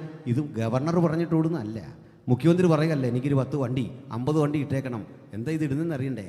നമ്മെ ഭരിക്കുന്ന ആളുകൾക്ക് ഒരു തരത്തിലും അസ്വസ്ഥത വരരുത്. കാരണം ബഹുമാനപ്പെട്ട പ്രധാനമന്ത്രി അദ്ദേഹം രാവിലെ ഭക്ഷണം കഴിക്കാനിരിക്കുമ്പോൾ, ആ ചായ കുടിക്കാനിരിക്കുമ്പോൾ ആ ചായ പാളിപ്പോയാൽ ഉണ്ടാകുന്ന അസ്വസ്ഥത അന്നെടുക്കുന്ന തീരുമാനത്തെ ബാധിക്കും. അതുകൊണ്ട് ആ കൊടുക്കുന്ന ചായ പോലും ക്വാളിറ്റി ഉള്ളതായിരിക്കണം, ഏറ്റവും നല്ലതായിരിക്കണം. രാഷ്ട്രം കൊടുക്കുന്ന പ്രിവില്ലേജാണ്, നമ്മളതിൽ തെറ്റിദ്ധരിക്കരുത്. നമ്മൾ ചിലപ്പോൾ ഇതൊക്കെ തെറ്റിദ്ധരിപ്പിച്ച് പറയും. എത്ര വണ്ടി വേണം, ഇതിലേ പോകണമെന്നൊക്കെ തീരുമാനിക്കുന്ന ഈ മന്ത്രിമാരെയല്ല, അതിന് ഇൻ്റലിജൻസിനെ വെച്ചിട്ടുണ്ട്. അവർക്ക് വല്ല അപകടം വരുമോ, എന്തെങ്കിലും ബുദ്ധിമുട്ട് വരുമോ, ഇങ്ങനെ പഠനം നടത്തിയൊക്കെയാണ് അവരുടെ യാത്ര സജ്ജീകരിക്കുന്നത്. അതുകൊണ്ട് ബൈബിളും പറഞ്ഞെന്താണെന്നറിയണ്ടേ? സ്വസ്ഥതയുള്ള സാവധാനതയുള്ള ഒരു അഡ്മിനിസ്ട്രേഷൻ നടപ്പിലാക്കാൻ വിശേഷാൽ അധികാരികൾക്ക് വേണ്ടി പ്രാർത്ഥിക്കണം എന്നെഴുതിയ പുസ്തകമാണ് വിശുദ്ധ ബൈബിൾ. അടുത്ത കേട്ടോ, നികുതി അടയ്ക്കണം, രാജ്യത്തിന് നികുതി അടയ്ക്കണം. അതെത്ര കൂടിയാലും നികുതി അടയ്ക്കണം എന്ന് കൃത്യം പറയുന്നു. രാജ്യചിഹ്നങ്ങളെ, ദേശീയമായ ആചാരങ്ങളെ, അനുഷ്ഠാനങ്ങളെ, ദേശീയ നേതാക്കളെ ഒക്കെ ബഹുമാനിക്കണം. അതിനും ഈ പുസ്തകം അനുമതി തരുന്നുണ്ട്. സമയക്കുറവ് കൊണ്ട് ഞാൻ അങ്ങോട്ട് പോകുന്നില്ല. ഇതൊക്കെ പറഞ്ഞാലും ഒരു നിയമം ഞങ്ങൾ അനുസരിക്കില്ല, ഒരു നിർവാഹവുമില്ല. അതുകൂടി പറയാം. നാളെ അങ്ങനെ ഒരു നിയമം ഉണ്ടായാലും രക്ഷയില്ല. ഞങ്ങൾ മരിക്കാൻ സന്നദ്ധരാ. ഏതാണെന്നറിയണ്ടേ? ഞങ്ങൾ ആരാധിക്കുന്ന, ഞങ്ങൾ വിശ്വസിക്കുന്ന ദൈവമൊഴികെ മറ്റൊന്നിനെയും ദൈവമായി കാണാൻ നിർവാഹമില്ല. ഒരു സൃഷ്ടിയെയും ദൈവമായി കാണാൻ നിർവാഹമില്ല. സൂര്യനെ, ചന്ദ്രനെ, ചരാചരങ്ങളെ, ഒഴുകുന്ന പുഴയെ, ആർത്തലക്കുന്ന സമുദ്രത്തെ, മനോഹര പ്രപഞ്ചത്തെ കണ്ടിട്ട് ഞങ്ങൾ പറയും ആകാശം ദൈവത്തിൻ്റെ മഹത്വത്തെ വർണ്ണിക്കുന്നു. ആകാശവിധാനം അവൻ്റെ കൈവേലയെ പ്രസിദ്ധമാക്കുന്നു. വിസ്താരവും വലുപ്പവുമുള്ള സമുദ്രമതാ കിടക്കുന്നു. ഈ സപ്ത സമുദ്രങ്ങളും ഈ കാണുന്ന മനോഹരമായ പ്രപഞ്ചമൊക്കെ സൃഷ്ടിച്ചാക്കി അണിയിച്ചൊരുക്കിയ ആ വിശ്വനിയന്ത്രിതാവിനെ മാത്രമേ ദൈവമായി അംഗീകരിക്കൂ. സകലത്തിനെയും ആദരിക്കും, ബഹുമാനിക്കും. പക്ഷെ ഒരുവനെ മാത്രമേ ആരാധിക്കൂ. ആരാധനക്ക് യോഗ്യൻ ഒരുവൻ ഒരുവൻ ഒരുവൻ മാത്രമെന്നുള്ള ഒറ്റ കാര്യത്തിൽ കോംപ്രമൈസ് ഇല്ല. അനുബന്ധമായ ഒരു കാര്യമുണ്ട്. ഇത് പറയരുതെന്ന് പറഞ്ഞാലും കോംപ്രമൈസ് ഇല്ല. ഇത് രണ്ട് കാര്യമേ ഞങ്ങൾ ഈ ലോകത്ത് ചെയ്യുന്നുള്ളൂ. മനസ്സിലായില്ലേ? ഈ രണ്ട് കാര്യം. ദൈവത്തെക്കുറിച്ച് പറയും, ദൈവത്തെ മാത്രമേ ആരാധിക്കാവൂ എന്ന് പറയും. ചിലരെ കാര്യമില്ല. ഇതിനു വേണ്ടി മരിച്ചൊടുങ്ങിയ മനുഷ്യരുടെ എണ്ണം കേട്ടാൽ നിങ്ങൾ അത്ഭുതപ്പെടും. കോടിക്കണക്കിന് മനുഷ്യർ മരിക്കേണ്ടി വന്നൊരു വചനമാണ് അപ്പോസ്തല പ്രവൃത്തി പൗലോസ് പറയുന്നത്, പത്രോസ് പറയുന്നത്, മറ്റൊരുത്തനിലും രക്ഷയില്ല. നാം രക്ഷിക്കപ്പെടുവാൻ ആകാശത്തിന് കീഴിൽ മനുഷ്യരുടെ ഇടയിൽ നൽകപ്പെട്ട ഏകനാമം യേശുക്രിസ്തു എന്ന് പറഞ്ഞതിൻ്റെ പേരിൽ കോടിക്കണക്കിന് മനുഷ്യർ മരിച്ചു. ഞാൻ മറ്റൊരു കാര്യം കൂടി പറയാം. നമ്മുടെ ഇലക്ഷനായിരുന്നല്ലോ. ഇലക്ഷൻ വന്ന സ്ഥാനാർത്ഥികൾ പറയും നിങ്ങൾക്ക് നല്ല റോഡ് തരാം, നിങ്ങൾക്ക് സൗജന്യ റേഷൻ തരാം, BPL card APL card BPL ആക്കി തരാം, ഇങ്ങനെ കുറേ പെൻഷൻ തരാം, വഴിവിളക്ക് തരാം, വെള്ളം തരാം. ഇതൊക്കെയാണ് പറയുക. ഇതൊക്കെ തന്നോ എന്ന് ചോദിച്ചാൽ നമ്മളെല്ലാം ഒറ്റ വാക്കി പറയും, വാഗ്ദാനം അല്ലാതെ മറ്റൊന്നും. അങ്ങനെയുള്ള വിവരക്കേടൊന്നും പറയില്ല. ഇത്രയും നല്ല റോഡിൽ കൂടെ വണ്ടി ഓടിച്ചിട്ട് പറയുക എല്ലാവരും കണക്കാണ്. അങ്ങനെ പറയരുത്. നന്ദിയുണ്ടല്ലേ? അങ്ങനെയല്ല. കേന്ദ്ര ഗവൺമെൻറ് ആണെങ്കിലും കേരള ഗവൺമെൻറ് ആണെങ്കിലും പ്രതിപക്ഷമല്ല, അവർ മുമ്പ് ഭരിച്ചതല്ലേ. ഇവരെല്ലാം അധ്വാനത്തിൻ്റെ ഫലമാണ് നമ്മൾ ഈ കണ്ട റോഡ്, ഈ കുടിവെള്ളം, ഈ പൈപ്പ്. ശരിയല്ലേ? എന്നിട്ട് എന്തിനാ നമ്മൾ വെറുതെ ഒന്നുകൂടി തെറ്റ് ചെയ്യുന്നത്? അതുകൊണ്ട് അവർക്കൊക്കെ വേണ്ടി പ്രാർത്ഥിക്കണമെന്ന്. സന്തോഷമില്ലേ? ഈ എയർപോർട്ടൊക്കെ നമ്മളെല്ലാം കൂടി പണിതാണോ? അല്ല, നമ്മുടെ ക്യാഷുണ്ട്, ഇച്ഛാശക്തിയുള്ള ഭരണകൂടം. ഈ ഹൈവേ കണ്ടില്ലേ? നമ്മുടെ വീട്ടിലേക്കുള്ള റോഡ് കണ്ടില്ലേ? ഇത് ഭരണകൂടം ചെയ്യുന്ന. ഇങ്ങനെയൊക്കെ ചെയ്യാൻ അവർക്ക് കഴിവ് കിട്ടാൻ വേണ്ടി പ്രാർത്ഥിക്കണമെന്ന്. അങ്ങനെ കിട്ടുന്നില്ലേ നമ്മൾ പ്രാർത്ഥിക്കുന്നില്ലെന്നൂടെ ഒരർത്ഥമുണ്ട്. അങ്ങനെയല്ലേ? നിങ്ങൾക്കൊരു സന്തോഷമില്ല. എന്നാൽ നാളെ ഒരു രാഷ്ട്രീയക്കാരൻ പറയാണ് നിങ്ങൾ എന്നെ വോട്ട് ചെയ്ത് ജയിപ്പിക്കുക. പുതിയതായിട്ട് റോഡൊന്നും ഉണ്ടാവില്ല, ഉള്ള റോഡ്. പുതിയതായിട്ട് കുടിവെള്ളമില്ല. ഇങ്ങനെ ഓരോന്ന് പറഞ്ഞിട്ട് നമ്മൾ ചോദിക്കും, അപ്പോൾ സാറെന്താ നമുക്ക് തരാൻ പോന്നേ? അതെൻ്റെ കൂടെ കൂടിയ കഷ്ടപ്പാടും വേദനയും പ്രയാസവും ദുരിതവും ഒക്കെ ഉണ്ട്. കൂടുന്നോ എന്ന് ചോദിച്ചാൽ ആ പാർട്ടിയിൽ ആരെങ്കിലും കൂടുമോ? കൂടൂല. അങ്ങനെ പറഞ്ഞാൽ ഒരൊറ്റ ആളും കൂടെ നിൽക്കില്ല. ഇങ്ങനെ പറഞ്ഞു ആളെ കൂട്ടിയ ഒറ്റ നേതാവേ ലോകത്തുള്ളൂ. ആ നേതാവ് യേശുവാണ്. എന്താ കാര്യം? കുഞ്ഞുങ്ങളെ, ലോകത്ത് നിങ്ങൾക്ക് കഷ്ടമുണ്ട്. നിങ്ങൾ അവഗണിക്കപ്പെടും, നിങ്ങൾ ഒറ്റപ്പെടും. നിങ്ങൾ വീട്ടിലൊറ്റപ്പെടും, നാട്ടിലൊറ്റപ്പെടും, സമൂഹത്തിലൊറ്റപ്പെടും. നിങ്ങൾ ബന്ധുമിത്രാദികളാൽ ബഹിഷ്കരിക്കപ്പെടും. അയൽക്കാർ കല്ലെറിഞ്ഞോടിക്കും. പോകുന്ന ഇടങ്ങളിലൊക്കെ അനാദരിക്കപ്പെടും. ഇങ്ങനെ പറഞ്ഞ് പാലസ്തീനിയായിൽ 2000 ആണ്ടുകൾക്കപ്പുറത്ത് പ്രസംഗം തുടങ്ങിയവൻ്റെ മാർഗമാ ലോകത്തിൻ്റെ 5 വൻകരകളിലും പടർന്ന് പന്തലിച്ച് കിടക്കുന്നത്. ഇത്രയും വലിയൊരു സമൂഹത്തെ ഉരുവാക്കാൻ യേശുക്രിസ്തു എന്ന ദൈവപുത്രൻ നമുക്കൊരു വാഗ്ദാനമേ തന്നുള്ളൂ. കഷ്ടമുണ്ട്, രോഗമുണ്ട്, സങ്കടമുണ്ട്. മറ്റൊന്നുകൂടി പറഞ്ഞു, ഇതൊക്കെ ഉണ്ടെങ്കിലും നിങ്ങളുടെ സന്തോഷത്തിനൊരു കുറവും വരികയില്ല. ആ കഷ്ടതയിൽ നമ്മൾ പാട്ട് പാടുന്നു, വേദനയ്ക്കകത്ത് ആനന്ദിക്കുമെന്ന്, നഷ്ടങ്ങളിലും വിളിച്ചു പറയും ഈ നഷ്ടമൊന്നും എനിക്ക് പ്രശ്നമല്ല. അനവധി തേജസ്സിലെ ഭാഗ്യം എനിക്കായി കരുതി വച്ചിട്ടുണ്ട് എന്ന് പറഞ്ഞുകൊണ്ട് അന്യരും പരദേശികളുമായി ഈ ഭൂമിയിൽ വസിച്ചുകൊണ്ട് വരാനിരിക്കുന്ന ഒരു നിത്യതയെ ധ്യാനിച്ചുകൊണ്ട് ഇഹലോകത്തിൽ ജഗത്തിൻ ജീവിതം നിർവഹിക്കുന്ന പ്രക്രിയ സുവിശേഷത്തിൻ്റെ വാഗ്ദാനം. വ്യക്തത ഒന്നല്ല. അപ്പോൾ നമുക്കിനി ആ വഴിക്ക് ഒന്ന് രണ്ട് കാര്യങ്ങളൊന്ന് പരിശോധിച്ച് പോകാം. എന്തിനാണ് മതം? എന്തിനാണ് പാട്ട്? എന്തിനാണ് പ്രാർത്ഥന? എന്തിനാണ് രാഷ്ട്രീയം? ഇതിലെല്ലാം ഒരു കഴമ്പുണ്ട്. നല്ലൊരു ലോകം, ഞങ്ങളൊരു കാര്യം ഉറപ്പ് തരാം, ഞങ്ങളിലൊരാൾ ഭരിച്ചാൽ ഈ ലോകം നല്ലതാകുമെന്ന് ചോദിച്ചാൽ ഞാൻ ഉറപ്പായിട്ട് പറയാം, ഒന്നും ആകത്തില്ല. നിങ്ങൾ ആരെങ്കിലും ഭരിക്കുന്നതിനേക്കാൾ മോശമാകത്തേ ഉള്ളൂ. കാരണം നമുക്ക് ആ ഫീൽഡിൽ വലിയ അറിവില്ല. അത് തന്നെ കാര്യം. അങ്ങനെയാണ്. ഒരു എക്സാമ്പിൾ പറയാം. നമുക്കൊരു 50 പേരുള്ള 25 പേരുള്ള ഒരു ചർച്ച് കൊണ്ട് നടക്കാൻ പറ്റുന്നില്ല. അന്നേരം ഈ 120 കോടി മനുഷ്യരെ എങ്ങനെ ഭരിക്കുന്നു? അങ്ങനെയെങ്കിൽ നമ്മുടെ മെമ്പറും മറ്റാളുകളൊക്കെ ചെയ്യുന്ന വലിയ ജോലിയാണ്. നമ്മളെല്ലാം കൺട്രോൾ ചെയ്യുക വലിയ ജോലിയാണ്. അപ്പോൾ പിന്നെ നമ്മളെന്തിനാ കൂടുന്നേ? ഒന്ന് ഉറപ്പ് പറയാം, ഒരു രാജ്യത്തെയും മതവൽക്കരിക്കൽ ഞങ്ങളുടെ ജോലിയല്ല. ഈ രാജ്യം പിടിച്ചെടുത്ത് ഇവിടെ ഒരു ക്രിസ്തീയ ഭരണാധികാരി അസംബ്ലീസ് കൂടിയ വിശ്വാസിയെ അവിടെ കൊണ്ട് പ്രധാനമന്ത്രിയോ പ്രസിഡൻറ്റോ ഒന്നും ആക്കുക ഞങ്ങളുടെ ലക്ഷ്യമല്ല. ഞങ്ങളുടെ ലക്ഷ്യമല്ല, യേശുവിൻ്റെ ലക്ഷ്യമല്ല. കാരണം എന്താ? എൻ്റെ രാജ്യം ഐഹികമല്ല. ഉറപ്പാണ്. പിന്നെ എന്തിനീ മതപരിവർത്തനം എന്നൊക്കെ പറയുക? അതിനൊരു കാര്യമുണ്ട്. അവിടെ പറഞ്ഞിട്ട് നേരെ വിശദീകരണത്തിലേക്ക് ഞാൻ വരാം. ഉണ്ടിൽ കേരളത്തിൽ രേഖാമൂലമുള്ള ഒരു മതപരിവർത്തനം നടക്കുന്നത് 1854 1854 ഇവിടെ അടുത്ത് പത്തനംതിട്ട ജില്ലയിൽ മല്ലപ്പള്ളി എന്നൊരു സ്ഥലമുണ്ട്. നമ്മുടെ മാനപ്പെട്ട പാസ്റ്റർ റജിയോദറുടെ നാടിനടുത്താണ്, അദ്ദേഹത്തിൻ്റെ ജില്ല അതാണ്. ആ മല്ലപ്പള്ളിയിൽ തെയ്യത്താൻ എന്നു പേരുള്ളൊരു മനുഷ്യനുണ്ടായിരുന്നു, ഒരടിമ. ഈ അടിമ ഒരു ദിവസം തൻ്റെ വേല ചെയ്യുന്ന വയൽപ്രദേശത്ത് ഒരു കന്നുകാലിയുടെ കൂടെ മുഖം വെച്ച് നിലമുഴുകാണ്. 100-150 കൊല്ലക്കൊമ്പ് നമ്മുടെ രാജ്യത്ത് കാണാവുന്ന സാധാരണ കാഴ്ച. നഗ്നത മറക്കേണ്ട ഇടത്ത് ഒരു കൂമ്പ് പാള അതിങ്ങനെ തെറുത്ത് കെട്ടിയിട്ടുണ്ട്. അദ്ദേഹം അതും ധരിച്ച് ഈ വയലിൽ നിന്ന് പണിയുമ്പോൾ തൊട്ടപ്പുറത്ത് കാളയുടെ പുറത്താണ് മുഖം വച്ചിരിക്കുന്നത്. അതുവഴി പോയ ജോൺ ഹോക്സ്വർത്ത് എന്നൊരു മിഷണറി ഉണ്ടായിരുന്നു. അദ്ദേഹം വിചിത്രമായി കാഴ്ച കണ്ടു. അദ്ദേഹം ഒരു വഴി പോയി തിരിച്ചു വരുമ്പോഴും ഉച്ചനേരമായി.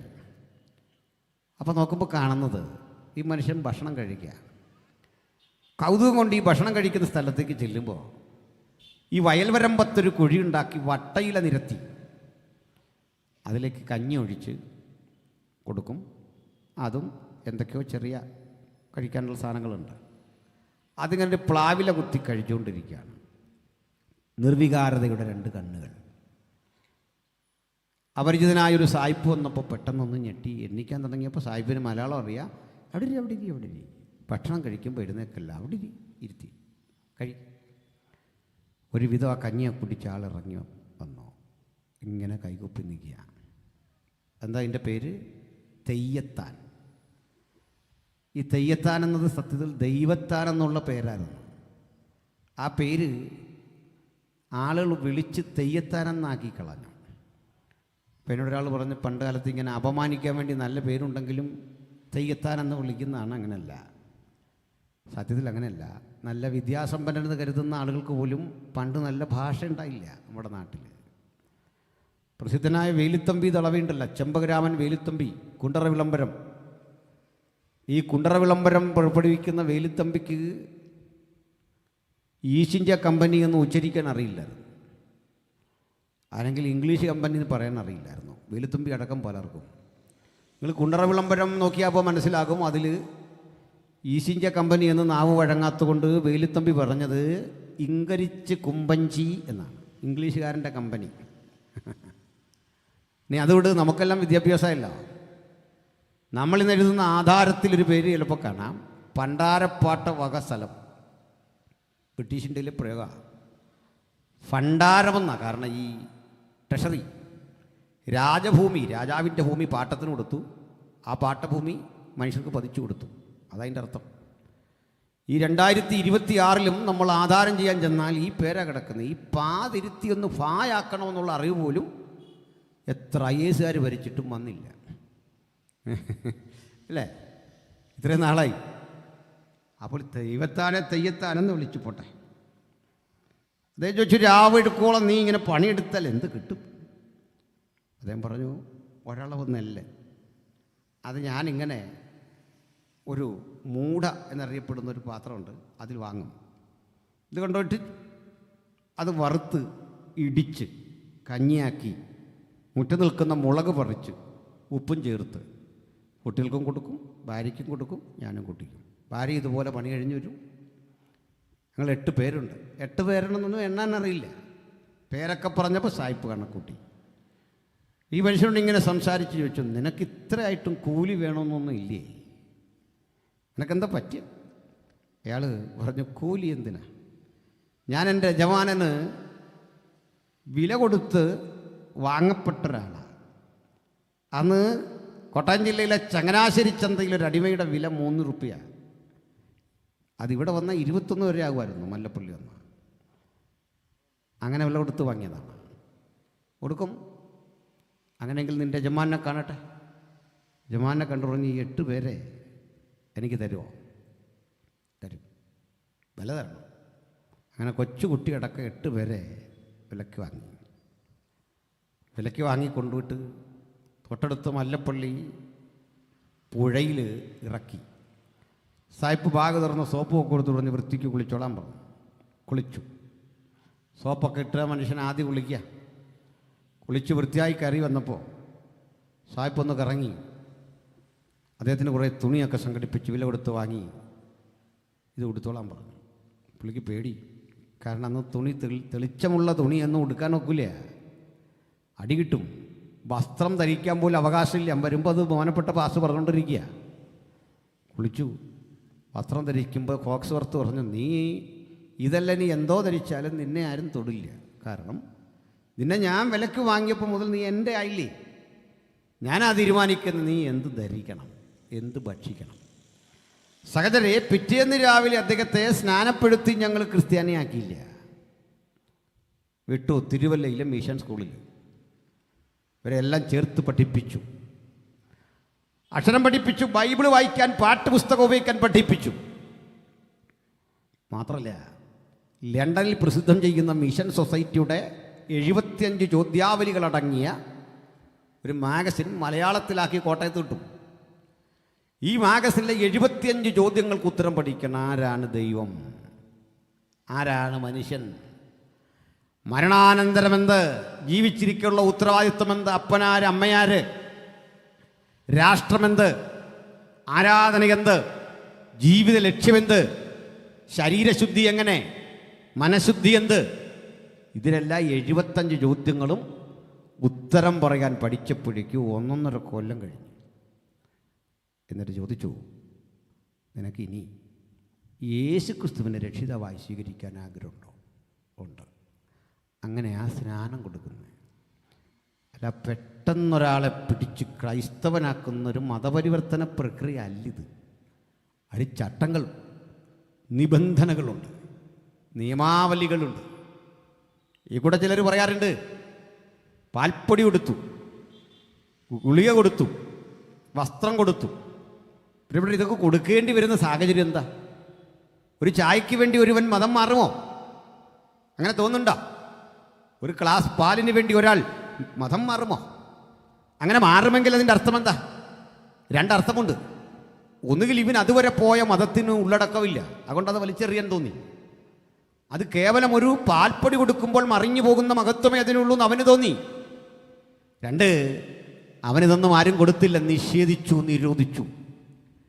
ഈ 2 കർത്തവ്യങ്ങൾ ഏറ്റെടുത്ത് ചെയ്ത ദൗത്യ നിർവഹണത്തിൻ്റെ വഴിയിലാ ക്രിസ്ത്യവിശ്വാസം ഇന്ത്യയിൽ ഉറപ്പിക്കപ്പെട്ടത്. ഹല്ലേലൂയ.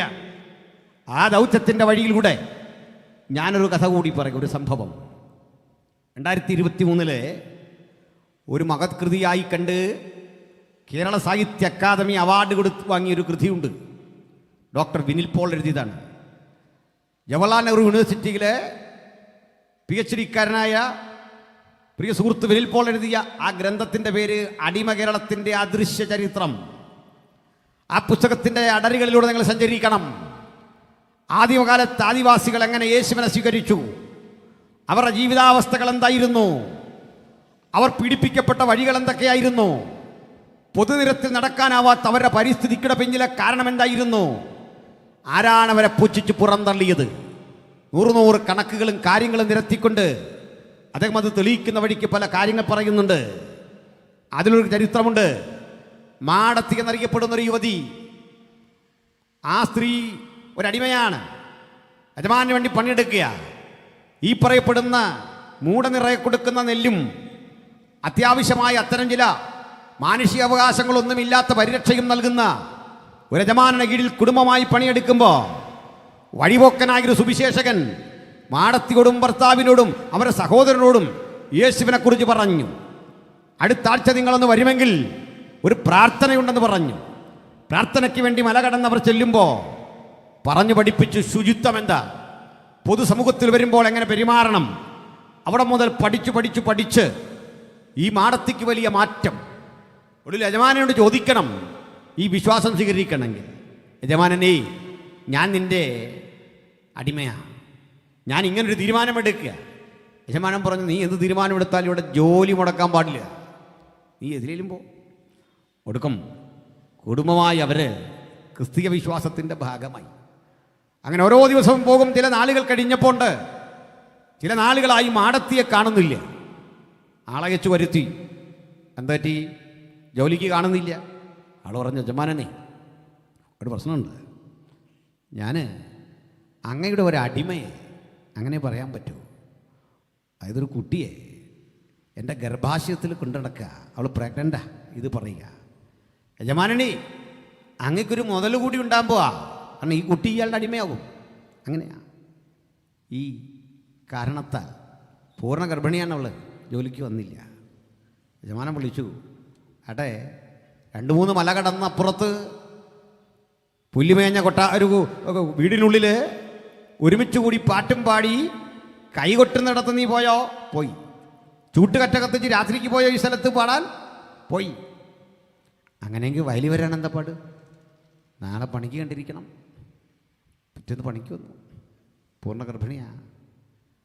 വയലിലൂടെ പണിയെടുക്കുമ്പോൾ ഈ ചേറുപുരണ്ട വെള്ളത്തിൽ ചവിട്ടി കുഴഞ്ഞ് മുമ്പോട്ട് പോകുമ്പോൾ അതിലല്പം ദയനീയത തോന്നുന്നൊരു പ്രയോഗമുണ്ട്. എന്താണെന്ന് അറിയണ്ടേ? ഈ മാടത്തിയുടെ തൊട്ടരികിലൊരു കന്നുകാലി, ആ കന്നുകാലിയുടെ ചുമലിൽ മുഖം വച്ചിട്ടുണ്ട്, ഒരു ഇളം കന്നുകാലി. ഇത് ഓടും പെട്ടെന്ന്. ഇതിനനുസരിച്ചൊരു ഗർഭവതിയായ സ്ത്രീക്ക് ഓടാൻ പറ്റുമോ? പറ്റില്ല. തനിക്കൊപ്പം ഓടിയെത്താൻ കഴിയാത്ത ഈ സ്ത്രീയുടെ മുഖത്തേക്ക് ദയനീയമായി കന്നുകാലി നോക്കിയെന്നാണ്. കാവ്യപരമായൊരു അതിശയോക്തി നിങ്ങൾക്ക് തോന്നാം. ഞാൻ പറഞ്ഞത്, ആ കന്നുകാലിയുടെ വിവേകം പോലുമില്ലാത്ത മനുഷ്യരുണ്ടായിരുന്ന നാടാണ് നമ്മുടെ. ഈ പണിക്കിടയിൽ അരുതാത്തത് സംഭവിച്ചു. മാടത്തി ഒരു ചോരക്കുഞ്ഞിന് ജന്മം കൊടുത്തു. ആ ചെളിവെള്ളത്തിൽ താണു വീണ് 2-3 ആവർത്തി ചാടി ഈ പിഞ്ചുകുട്ടി മരിച്ചു. ഗർഭസ്ഥ ശിശു ചോര വാർന്നൊലിച്ചു. മാടത്തിയും ആ വയലിൽ വീണ് മരിച്ചു. ഇത്തരം മാടത്തിമാടെ രക്തം വീണ് അവരുടെ കണ്ണീരിലും കഷ്ടപ്പാടിലും രൂപപ്പെടുത്തിയ അതുല്യമായ മാർഗമാണ് യേശുവിൻ്റെ അനുഗാമികളുടെ മാർഗം. അത് അവരെൻ്റെ തലവെട്ടി അവരെ ഉന്മൂലനം ചെയ്ത് സ്ഥാപിച്ചെടുത്ത ഒരു മാർഗമല്ല, സ്വന്തം പ്രാണൻ കൊടുത്ത് പടപൊരുതി വാങ്ങിയ മഹത്തരമായ മാർഗം. ഞാൻ വീണ്ടും ഒന്നുകൂടി പറയാം. വേദനാജനകമായ ഒരു കഥയുണ്ട്. എന്താണ് കഥയെന്ന് അറിയണ്ടേ? ഒരു വീട്ടിൽ ഒരു സ്ത്രീയും ഭർത്താവും. ഒരു കുട്ടിക്ക് 7 വയസ്സ് പ്രായം, ഒരു പിഞ്ചു കുഞ്ഞുണ്ട്, കൈക്കുഞ്ഞ, അല്ലെങ്കിൽ 1-2 വയസ്സ് പ്രായം. ഒരു ദിവസം അറിയുന്നു, ഈ ഭാര്യയും ഭർത്താവിനെയും വിൽക്കാൻ പോവാ. നല്ല വില കിട്ടി.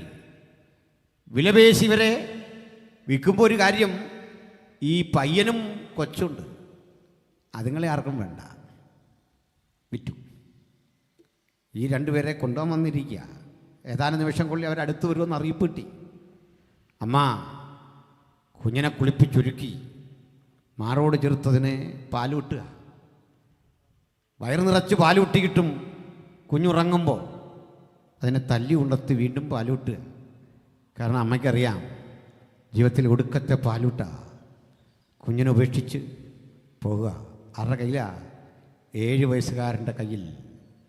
7 വയസ്സുകാരൻ്റെ കയ്യിൽ കുഞ്ഞോമനെ ഏൽപ്പിച്ച്, നിന്റെ കുഞ്ഞിപ്പങ്ങളെ നോക്കണമെന്ന് പറഞ്ഞ് ഏൽപ്പിച്ചിട്ട് അടിമകൾ 2 വിൽക്കപ്പെടുമ്പോൾ ചോദിക്കാൻ ഒരു മനുഷ്യാവകാശ കമ്മീഷനും ഇല്ലാത്ത കാലത്തെ അനുഭവിച്ചേ പറ്റുവന്ന ദുരന്തത്തിൻ്റെ മറുവശത്ത് സ്വാതന്ത്ര്യത്തിനായി ക്രിസ്തു സ്വതന്ത്രനാക്കി എന്ന് പ്രഖ്യാപിച്ചുകൊണ്ട് ഇത്തരം പ്രവണതകളുടെ ഗതി തിരിച്ചുവിട്ട അതുല്യമായ വിമോചനത്തിൻ്റെ ഗ്രന്ഥം, അതുല്യമായ സന്ദേശം, അതാണ് സുവിശേഷമെന്ന് ഞങ്ങൾ അർത്ഥശങ്കയ്ക്കിടയില്ലാതെ ഈ ഗ്രാമത്തോട് വിളിച്ചു പറയും. ആ കാരണത്തിലേക്ക് ഇവരെ 2 ആളിനെയും കൊണ്ടുവന്നു. വാങ്ങിയവൻ ചങ്ങനാശ്ശേരി ചന്തയിൽ വിലപേശി വിൽക്കുമ്പോൾ ഒരു മനുഷ്യൻ അടുത്ത് ചെന്നു. എന്ത് വേണം ഈ 2 പേർക്ക്? അവരുടെ കുട്ടികളവിടെ. കുഞ്ഞാവെ കയ്യിലെടുത്ത് ആർക്കും വേണ്ടാതൊരു പയ്യനും ആ കുഞ്ഞും അപ്പുറത്ത് നിൽപ്പുണ്ട്. ഈ കൊച്ചിറക്കനറിയാം എന്തൊക്കെയോ അപ്പനമ്മ എനിക്ക് കാണാൻ വയ്യ. ഈ കുഞ്ഞിനിതൊന്നും അറിയില്ല. എന്നേക്കുമുള്ള വിടവാങ്ങല. ഇങ്ങനെ ഒറ്റപ്പെട്ട എത്ര മനുഷ്യരുണ്ടായിരുന്നു. ഈ ജീവിതത്തിൽ ചത്തുപോയ, വഴിയോരത്ത് പാല് കിട്ടാതെ ആഹാരം കിട്ടാതെ മരിച്ച കുഞ്ഞിനെ ഉപേക്ഷിച്ച് കളയേണ്ട എത്ര ആങ്ങളമാരുടെ കരച്ചിലും കണ്ണീരുമുണ്ട്. ഈ കണ്ണീരൊക്കെ നിലത്ത് കിടന്ന് ഒരു പ്രതികാരത്തിനായി നിലവിളിക്കുമ്പോൾ ഞങ്ങൾ പ്രസംഗിക്കുന്ന സുവിശേഷത്തിന് മാത്രമേ ആ ന്യായവിധിയും റദ്ദ് ചെയ്യാൻ സാധിക്കൂ. ഇപ്പോൾ ക്രിസ്തുവേശുവിലുള്ളവർക്ക് ഒരു ശിക്ഷാവിധിയുമില്ല. വിലപേശി വിൽക്കുന്നവരരികിലേക്ക് മറ്റൊരു മിഷണറി വന്നു. ആൾ ചോദിച്ചു, എന്ത് വില വേണം? ഇന്നതാണല്ല. ഇവരെ കുടുംബമായിട്ട് ഞാനിങ്ങ് വാങ്ങി. ആ വാങ്ങിയ ആളിൻ്റെ പേരാണ് ഹെൻറി ബേക്കർ ജൂനിയർ. കോട്ടയത്തൊരു സ്ഥലമുണ്ട്, ബേക്കർ ജംഗ്ഷൻ, അദ്ദേഹത്തിൻ്റെ പേരിലാണ്. വിലക്ക് വാങ്ങിയിട്ട് പറഞ്ഞു, ഞാൻ നിങ്ങളെ വാങ്ങിയെന്നുള്ളൂ, നിങ്ങൾ ഇന്നു മുതൽ സ്വതന്ത്ര, എൻ്റെ പണിക്കാരൊന്നുമല്ല, നിങ്ങൾ സ്വതന്ത്ര. ഇതും ബൈബിളിലെ സന്ദേശമാണ്. എവിടെ നിന്ന് കിട്ടി ഞങ്ങൾക്ക് ഈ ഐഡിയ എന്നറിയണ്ടേ? അത് ഹോക്സ് വർത്തിനോ അതല്ലെങ്കിൽ ഈ പറയപ്പെട്ട ഹെൻറി ബേക്കർ ജൂനിയർക്ക് തോന്നിയ തോന്നലല്ല. ഈ ബൈബിളിലെ പ്രധാനപ്പെട്ട 14 ലേഖനങ്ങൾ എഴുതിയ ഞങ്ങളുടെ പ്രിയപ്പെട്ട അപ്പോസ്തലനെ ഒരിക്കൽ പിടിച്ച് ജയിലിലിട്ടു. കൊടും കുറ്റവാളികളെ ഇടുന്ന ജയിലിൽ ഒരു കള്ളനും വന്നു കിടന്നു.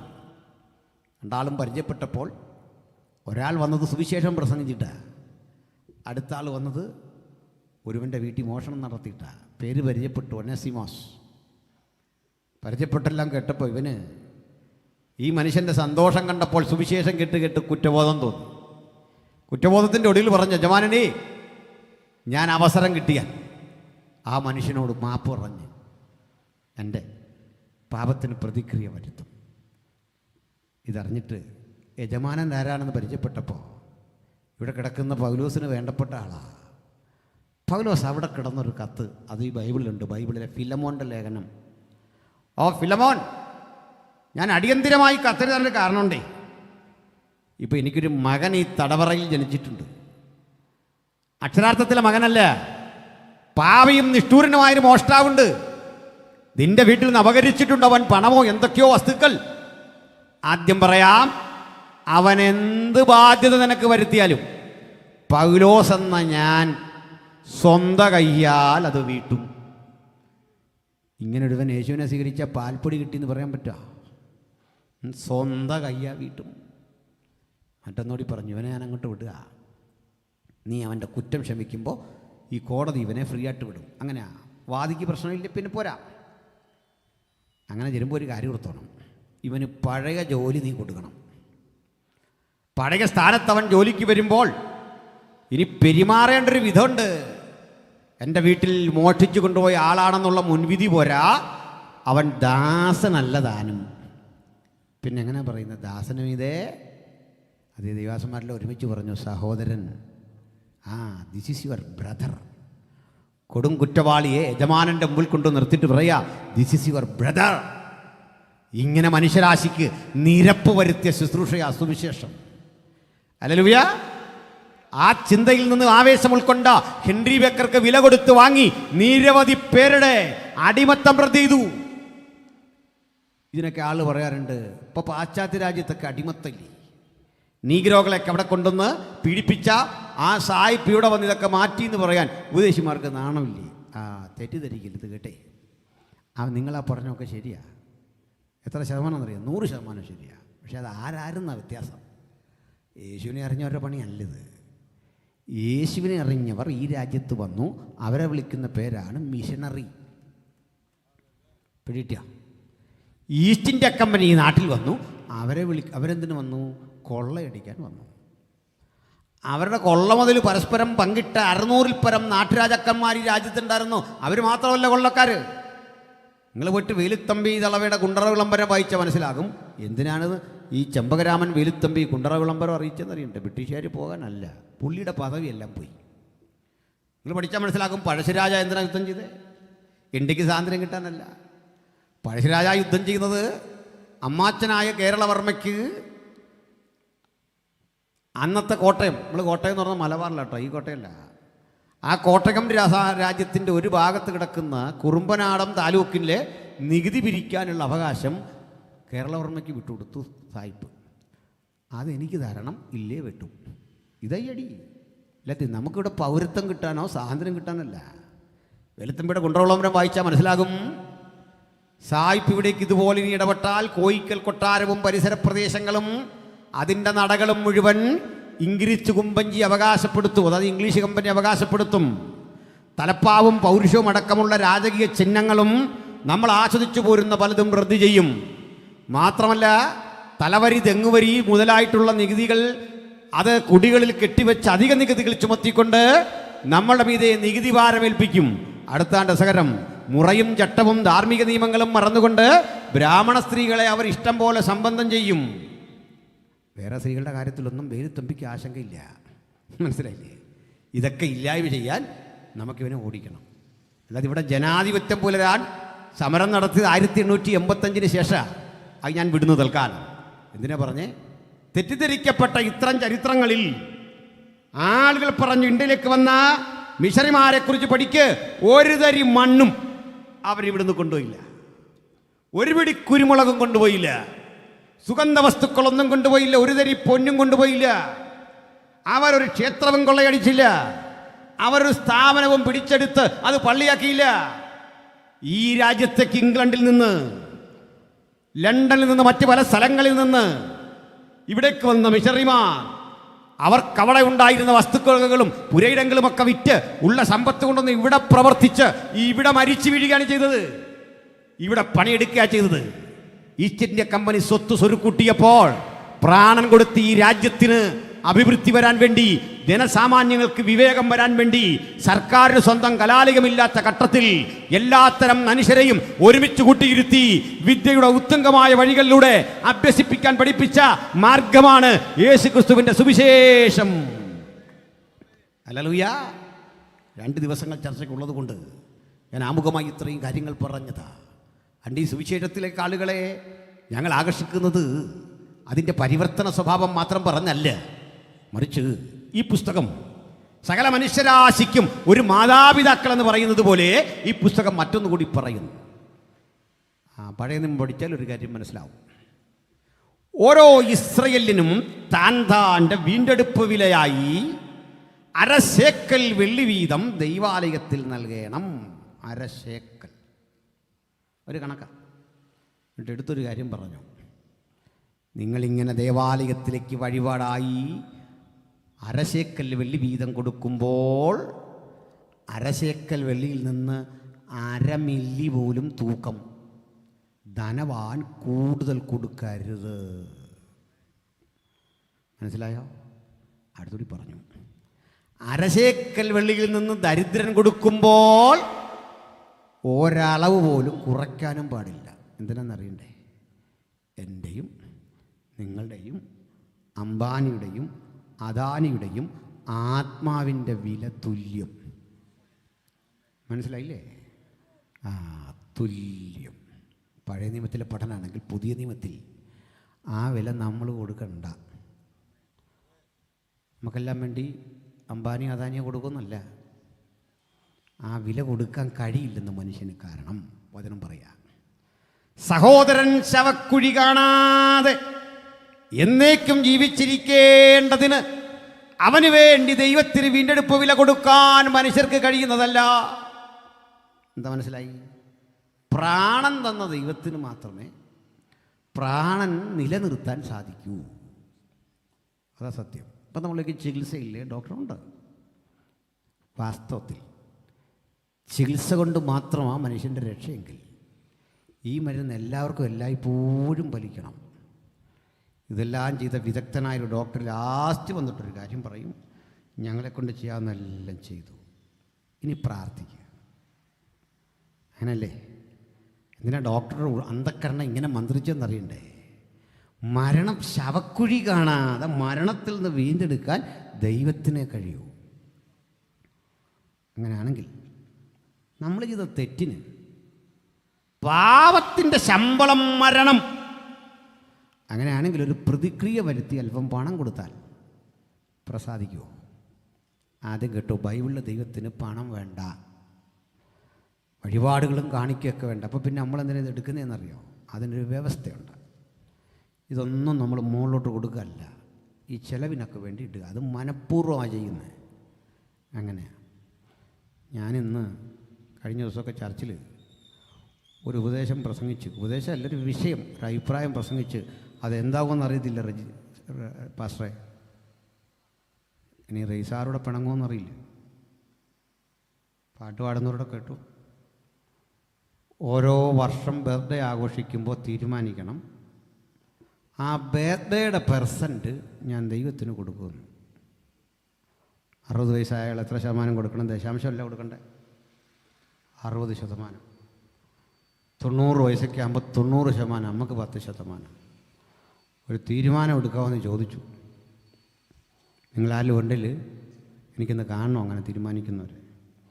പ്രായത്തിനനുസരിച്ച് ഇങ്ങനെ ജീവിതം വിജയിപ്പിച്ചൊരു മനുഷ്യൻ്റെ ചരിത്രം പഠിച്ചിട്ടായി ചോദ്യം ചോദിച്ച് ചാടിക്കയറിയൊന്നും തീരുമാനിച്ച് ബുദ്ധിമുട്ടണ്ട.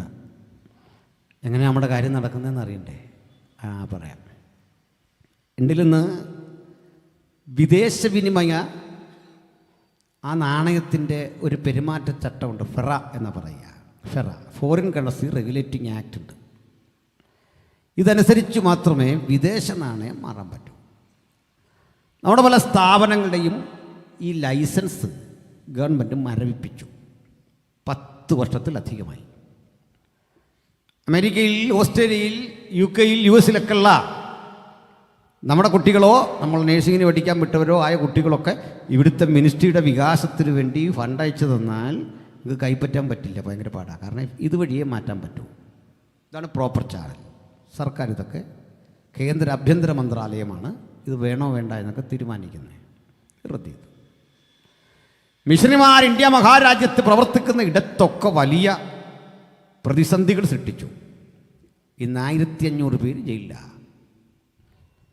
അപ്പോൾ നമ്മുടെ പ്രധാനപ്പെട്ട സ്ഥാപനങ്ങൾ, സ്കൂളുകൾ ഇതൊക്കെ അടച്ചുപൂട്ടേണ്ട സ്ഥിതി വന്നു. കൂടാതെ കല്ലെറിഞ്ഞ് ഒടിക്കുക, പീഡിപ്പിക്കുക. മറുവശം ഒരു കാര്യം അറിയാം, ഇന്ത്യയുടെ ഇതപര്യന്തമുള്ള ചരിത്രത്തിൽ ഏറ്റവും അധികം ആളുകൾ സ്നാനപ്പെട്ടതും വിശ്വാസത്തിൽ വന്നതും അങ്ങനെ നമ്മുടെ അംഗസംഖ്യ തന്നെ വളർന്നത് കഴിഞ്ഞ 10 വർഷമാണ്. അപ്പോൾ എനിക്കൊരു കാര്യം മനസ്സിലായി, നമുക്ക് ഈ പൈസ ഉള്ളതായിരുന്നു പ്രശ്നം. നമ്മളാരും ഭരണകൂടത്തെ എതിർക്കണ്ട, അതൊക്കെ റദ്ദ് ചെയ്ത ഭരണകൂടത്തിനൊന്ന് നന്ദി പറഞ്ഞു ദൈവത്തിന്. ഇത് സന്തോഷമില്ല. അതേന്ന് ഇന്ത്യ സുവിശേഷിക്കാനുള്ള പണം ഇന്ത്യയിൽ ദൈവവചനം പറയാനുള്ള പണം നമ്മുടെ ഉണ്ടെന്ന്. ഇല്ലേ? ഇല്ല, ഉണ്ടെന്ന്. നമ്മുടെ ഒരു അമ്മച്ചി വന്ന് എന്നോട് പറഞ്ഞു, നാൾക്ക് മുമ്പ് കേട്ടോ, മെമ്പർ പുള്ളിയുടെ കാർഡ് BPL ആയിരുന്നു, അത് APL ആക്കിയെന്ന് പറഞ്ഞു. ഇങ്ങനെയൊക്കെ ചെയ്യാമോ പാസ്റ്ററെ, ഒന്ന് പ്രാർത്ഥിക്കണം, എനിക്ക് 2 രൂപയ്ക്ക് അരി കിട്ടിക്കൊണ്ടിരുന്ന, അപ്പം അതും പോയി. ഞാൻ പറഞ്ഞ അമ്മച്ചിക്ക് നാണമില്ലേ? 2 രൂപയ്ക്ക് അരി, ഇത്ര ആരോഗ്യമുള്ള അമ്മച്ചിക്ക് നാണമില്ലേ? പ്രാർത്ഥിച്ച് പ്രാർത്ഥിച്ച് ദാരിദ്ര്യം മാറാൻ പ്രാർത്ഥിച്ചപ്പോൾ ദൈവം APL ആക്കിയതാ. സന്തോഷമില്ല? 2 രൂപയ്ക്കൊക്കെ ഉള്ള അരി തീരെ സാധുക്കൾക്കുള്ളതാ, അതൊന്നും വാങ്ങല്ല്. സന്തോഷമില്ലേ? രാജ്യം രക്ഷപ്പെട്ട് അങ്ങനെ കിട്ടുന്നെല്ലാം മേടിച്ച പോരാന്നേ. സന്തോഷമില്ല? അത്ര ഗതികേടുള്ളവരുണ്ടെന്ന് കണ്ടിട്ട് ഇന്ന് പ്രാർത്ഥിച്ച ബന്ധനം അങ്ങ് തകർക്കുക. കുറേ കൂടെ സാധുക്കളുണ്ടോ നമ്മുടെ രാജ്യത്ത്? ആർക്കും ഒരു സന്തോഷമില്ല. ചുമ്മാ ഇതൊക്കെ 50 രൂപ 40 രൂപ കൊടുത്തൊക്കെ അരി വാങ്ങാൻ ശേഷിയുള്ളവൻ 2 രൂപയുടെ അരി മേടിച്ചാൽ അതൊരു ന്യായവിധിയാ അല്ലേ? അല്ലെന്നാണ് പറയുന്നത്. മുമ്പേ അതെല്ലാം നിങ്ങൾ സമ്മതിച്ച ന്യായവിധി ദൈവത്തിൻ്റെ എന്നൊക്കെ പറഞ്ഞപ്പോൾ ആത്മാവിൽ ആരാധിക്കാൻ ആഞ്ഞു വന്നാ നിങ്ങൾ. അതുകൊണ്ട് പറയട്ടെ, ദൈവം തന്നെ ജനത്തിൻ്റെ സ്ഥിതി മാറ്റും. എന്ത് ചെയ്യണം? ഇതിന് മാത്രം പ്രത്യേകത ഉണ്ട്, മുകളിൽ നിക്ഷേപിച്ചോണോ, അങ്ങനെ നമ്മുടെ കാര്യം നടക്കുന്നത് അതിനാ. അപ്പോഴേ സഹോദരൻ ശവക്കുഴി കാണാതെ എന്നേക്കും ജീവിച്ചിരിക്കേണ്ടതിന് അവന് വേണ്ടി ദൈവത്തിന് വീണ്ടെടുപ്പ് വില കൊടുക്കാൻ മനുഷ്യർക്ക് കഴിയില്ല. അതാണ് കാര്യമെങ്കിൽ ഒറ്റ വഴി മാത്രം.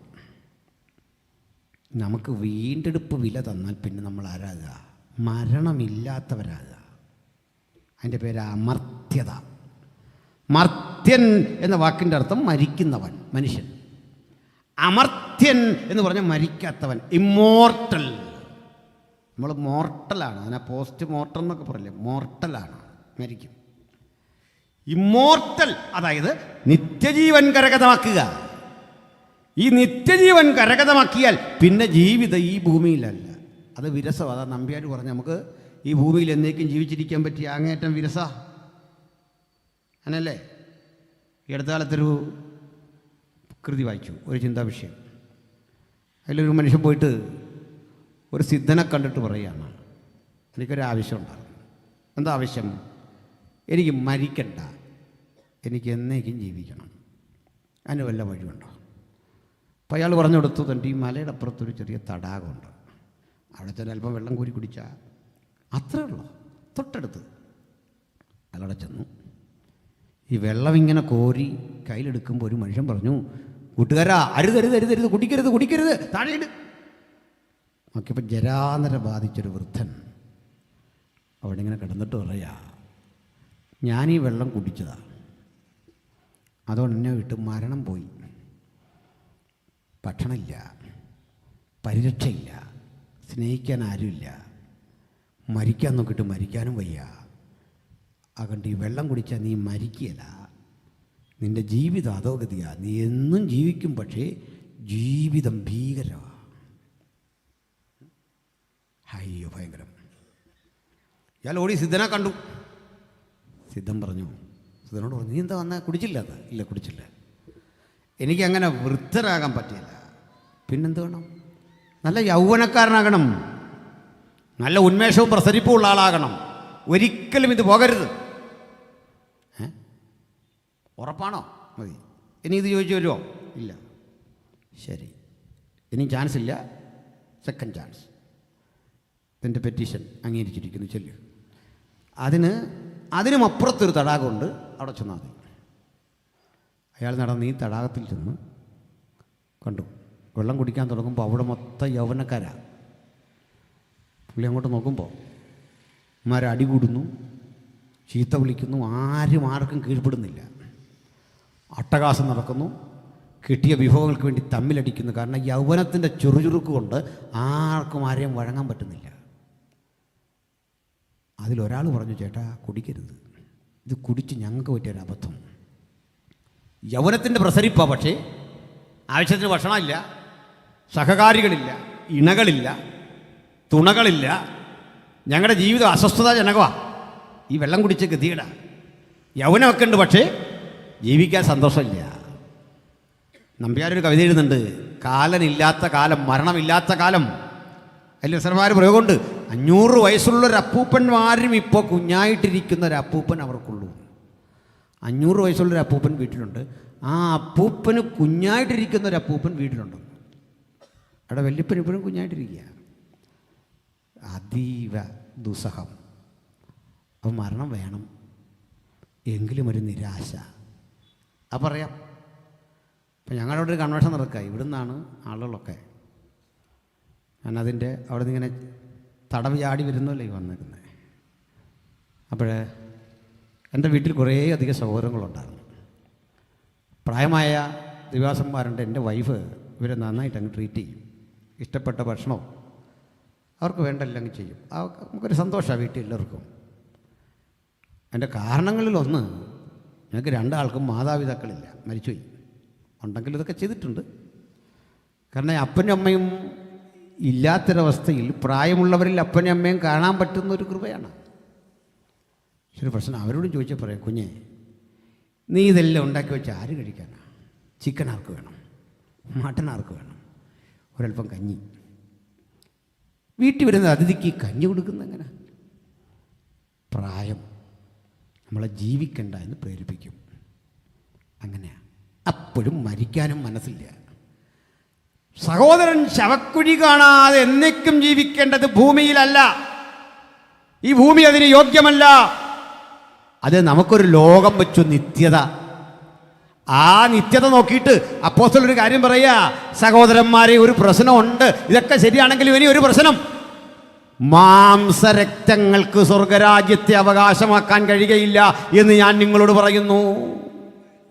ഈ ശരീരവും ഈ രക്തവും കൊണ്ട് സ്വർഗരാജ്യത്തെ അവകാശമാക്കാൻ കഴിയുകയില്ല എന്ന് ഞാൻ നിങ്ങളോട് പറയുന്നു. ഇത് കൊണ്ടുപോക്ക് നടക്കില്ല. അപ്പോൾ സഭയിലൊരു തർക്കം ഉടലെടുത്തു.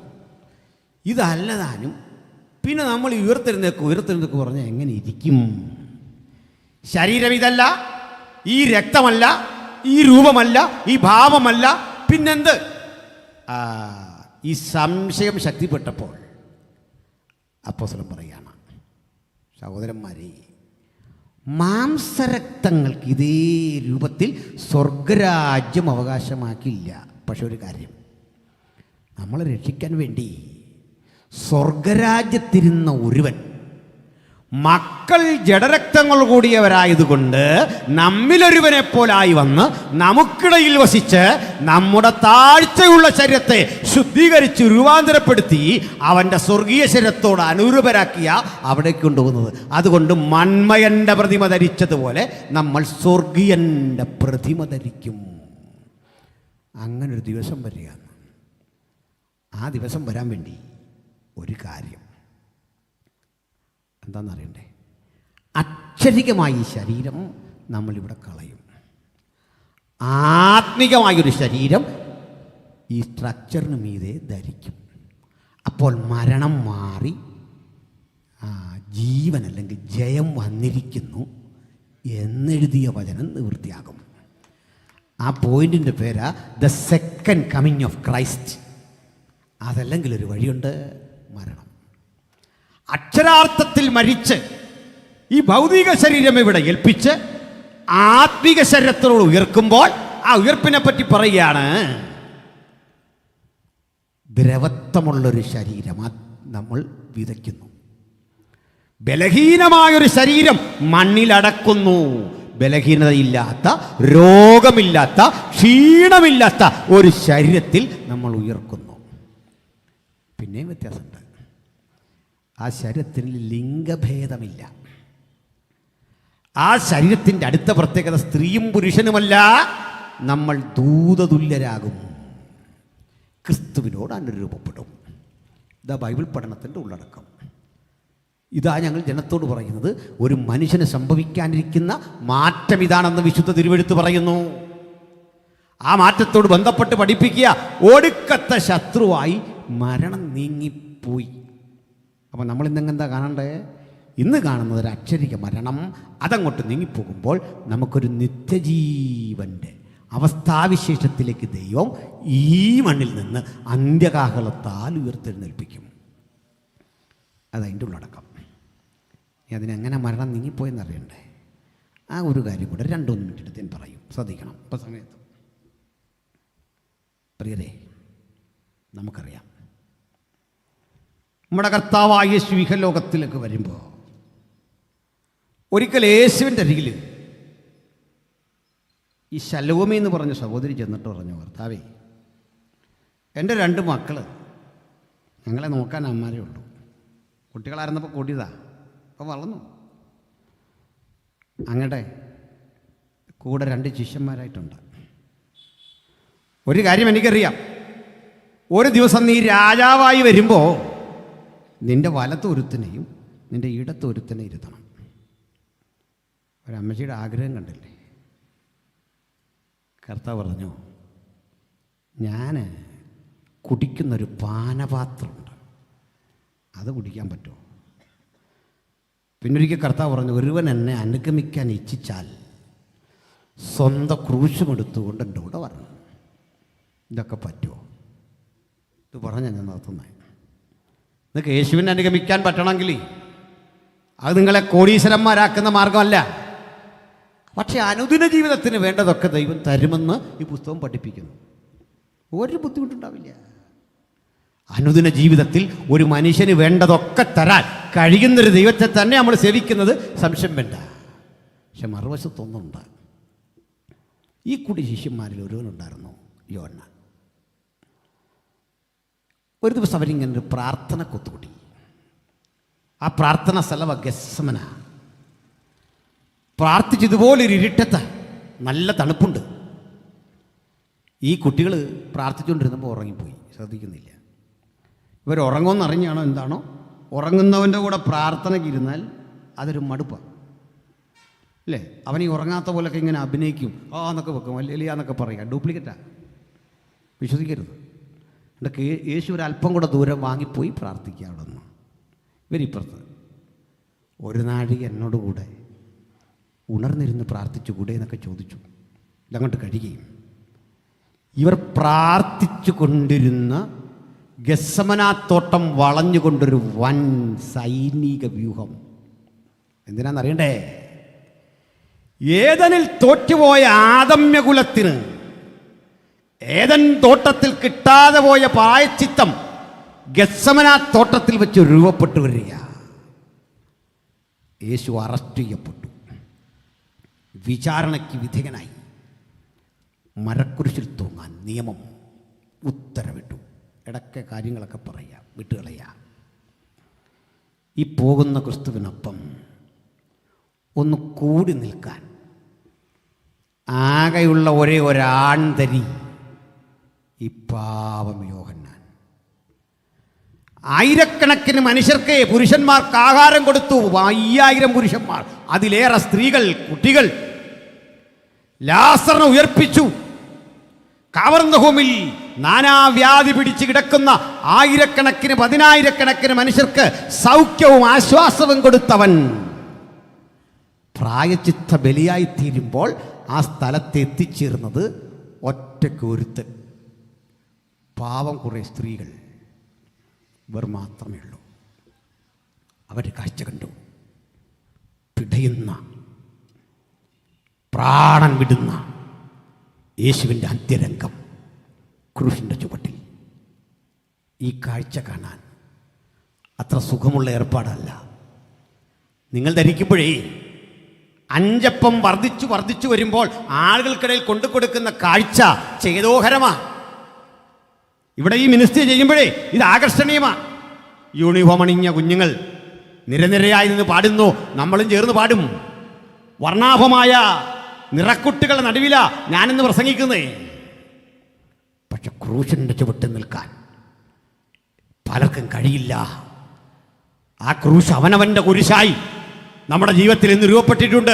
ആ ക്രൂശ് ചുമന്ന ചിലരാ ഇന്ത്യയിലെ 1500 ജയിലുകളിൽ ഈ പുസ്തകം പ്രസംഗിച്ചതിന്റെ പേരിൽ കിടക്കുമ്പോൾ ഇവിടെ ഇരുന്ന് സ്വസ്ഥതയും സമാധാനം അനുഭവിക്കുന്ന നമുക്കൊന്ന് ചിന്തിക്കണ്ടേ? അത്തരം ഒരു അവസ്ഥാവിശേഷം സംജാതമാകുമ്പോൾ ഞങ്ങൾ ഒറ്റപ്പെടുകയില്ലെന്ന് മാത്രമല്ല, അത്തരം അവസ്ഥാവിശേഷങ്ങളിൽ നെഞ്ചുറപ്പോടെ കർത്താവേ, നീ ചുമന്ന ക്രൂശിനൊപ്പം നിന്റെ പിന്നാലെ ഞങ്ങൾ അണിനിരക്കും. അങ്ങനെ അണിനിരക്കാൻ കെൽപ്പുള്ള എത്ര ആളുകൾ ഇന്ന് രാത്രി ഇവിടെ ഉണ്ട്? അവർ പറയണം, നിന്റെ ക്രൂശുമെടുത്തുകൊണ്ട് നിന്റെ പിന്നാലെ നിന്നെ അനുഗമിക്കാൻ ഞങ്ങൾ അടുത്തു വരും. അത് നിരാശരുടെ മാർഗമല്ല. ഒന്നുകൂടി പഠിച്ചു. ഇവിടെ യോഹന്നാൻ നിന്നുകൊണ്ടേ ഒരു നിരാശയും പിൽക്കാലത്ത് വന്നില്ല. അക്ഷരാർത്ഥത്തിൽ ക്രൂശിനെ കാണുന്നവൻ കരഞ്ഞു. കാരണം കൈകാലുകൾ കുത്തിത്തുളയ്ക്കപ്പെട്ടവനായി, വിലാപ്പുറം കുത്തിത്തുളയ്ക്കപ്പെട്ടവനായി, ആയിരങ്ങൾക്ക് ആഹാരം കൊടുത്തവൻ ബന്ധനസ്ഥനായി, മരണത്തിൽ അകപ്പെട്ടു പോയവനെ ഉയർപ്പിച്ചവനായി. അവിടെ നിന്ന് മരണത്തിൻ്റെ ഭീകരത ഇഞ്ചിഞ്ചായി ഏറ്റുവാങ്ങുമ്പോൾ കണ്ടു നിൽക്കുന്ന ഏതൊരാളും വിലാപമുള്ളവരായി, ദുഃഖമുള്ളവരായി കരയും. ആ കൂട്ടക്കരച്ചിലിൻ്റെ സ്ഥലമായി കാൽവറി രൂപപ്പെടുമ്പോൾ അവിടെ നിപ്പുണ്ട് ഏതാനും സ്ത്രീകൾ, ഒരു യോഹന്നാൻ. പക്ഷേ ക്രൂശിൻ്റെ അർത്ഥവും പൊരുളും മനസ്സിലാക്കിയ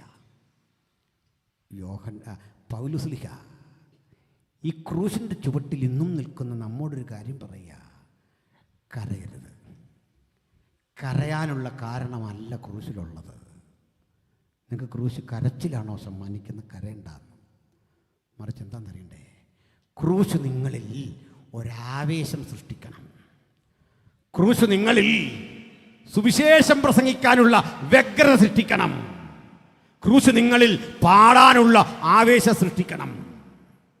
ഒരു നാണയവും പ്രതിഫലം കിട്ടുന്നില്ലെങ്കിൽ, ഒരു പിടി അന്നം കഴിക്കാൻ അവസരമില്ലെങ്കിൽ, യാത്ര ചെയ്യാൻ നടന്നു പോകേണ്ടി വന്ന, ജയിലറയ്ക്കുള്ളിൽ അകപ്പെട്ടാൽ, അടക്കപ്പെട്ടാൽ, അവിടെയും ഈ ക്രൂശിനെ ഉയർത്തുന്ന ആവേശത്തിന്റെ പ്രേരണയാണ് കാൽവറിയുടെ മലമുകൾ നമുക്ക് നൽകുന്നതെങ്കിൽ അത് കണ്ടിട്ടേ പൗലോസ്ലീഹ പറയാ, ഈ ക്രൂശ് തോൽവിയല്ല, ഒടുക്കത്തെ ശത്രുവായി മരണം ഇതാ ഓടിപ്പോകുന്നു.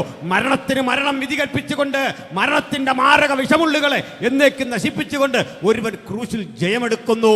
ആ ക്രൂശും ക്രൂശിതനെയും ഈ രാത്രി ഉയർത്തിക്കൊണ്ട് ഞങ്ങൾ ഒരിക്കൽ കൂടി ആവർത്തിക്കുന്നു: മറ്റെവിടെയും മറ്റൊരുവരിലും രക്ഷയില്ല. നാം രക്ഷിക്കപ്പെടുവാൻ മാനവരാശിക്ക് നൽകപ്പെട്ട ഏക മാർഗം യേശുവിൻ്റെ ക്രൂശ്. ആ ക്രൂശിൽ നൊടുക്കുന്ന പുണ്യാക രക്തത്തിൽ നമുക്ക് അതിക്രമങ്ങളുടെ മോചനം എന്ന വീണ്ടെടുപ്പുണ്ട്. ആ വീണ്ടെടുപ്പിനെ കരഗതമാക്കി ക്രൂശോട് ചേർന്ന് നിൽക്കാൻ കഴിയുമെങ്കിൽ, ഒടുക്കത്തെ ശത്രുവായി മരണം ഓടിപ്പോകുന്ന ഉജ്ജ്വലമായ വിളംബരത്തിൻ്റെ മറുവശത്ത് എനിക്ക് നിങ്ങൾക്കും ഇന്ന് വേണ്ടത് നേരിയ ഒരു ദൈവിക ഇടപെടലെങ്കിൽ അതിൻ്റെ ഇഫക്റ്റ് വളരെ വലുതാണ്. വിശ്വസിക്കുന്ന പ്രിയപ്പെട്ടവർക്ക് വേണ്ടി ഇന്ന് രാത്രി ദൈവത്തിൻ്റെ ഈ പദ്ധതി വ്യവഹരിക്കുന്നു. ദൂരത്തും അരികിലും ഇരുന്ന് വചനം കേട്ട എൻ്റെ പ്രിയപ്പെട്ട സഹോദരീ സഹോദരന്മാരെ, പ്രവർത്തിക്കുന്ന ഒരു യേശു ഇവിടെയുണ്ട്. മരണഭീതി മാറ്റുന്ന ഒരു യേശു ഇവിടെയുണ്ട്. വൈദ്യൻ എഴുതി വെച്ച കുറിപ്പടികൾക്കപ്പുറത്ത് നമ്മുടെ ജീവൻ്റെ കൃത്യമായ ആ നിശ്ചയദാർഢ്യമുള്ളവൻ ഇന്നിവിടെയുണ്ട്. രോഗങ്ങളിൽ, വേദനകളിൽ, ആകുലതകളിൽ സ്വന്തം കുരിശ് ചുമക്കാൻ വിധിക്കപ്പെട്ടവർ ഒരു ദുഃഖവും കൂടാതെ പറയണം: ഇതും കൊണ്ട് നിന്റെ പിന്നാലെ നിന്നെ അനുഗമിപ്പാൻ ഞാനിത് അടുത്തു വരുന്ന ഞെരുക്കങ്ങളുടെ, ഭാരങ്ങളുടെ ക്രൂശ്. ആ ക്രൂശിനെ ചുമക്കാൻ, യേശുവിനൊപ്പം നടക്കാൻ, ആ ജയം ആസ്വദിക്കാൻ നിങ്ങൾ എത്ര പേർക്ക് ഇന്ന് രാത്രി മനസ്സുണ്ട്? എനിക്കായിട്ടൊന്ന് പ്രാർത്ഥിക്കണം. ക്രൂശിൻ്റെ ശക്തി എന്നിലൊന്ന് പരിലസിക്കാൻ പ്രാർത്ഥിക്കണം. എനിക്ക് യേശുവിനൊപ്പം ഈ ക്രൂശ് ചുമക്കണം, യേശുവിന് വേണ്ടി പാടണം, യേശുവിന് വേണ്ടി പ്രസംഗിക്കണം, യേശുവിന് വേണ്ടി ശോഭിക്കണം, യേശുവിന് വേണ്ടി ഓരോ നിമിഷവും എനിക്ക് ഇഴുകി യേശുവിനൊപ്പം ചേരണം. ആർക്കാഗ്രഹമുണ്ട്?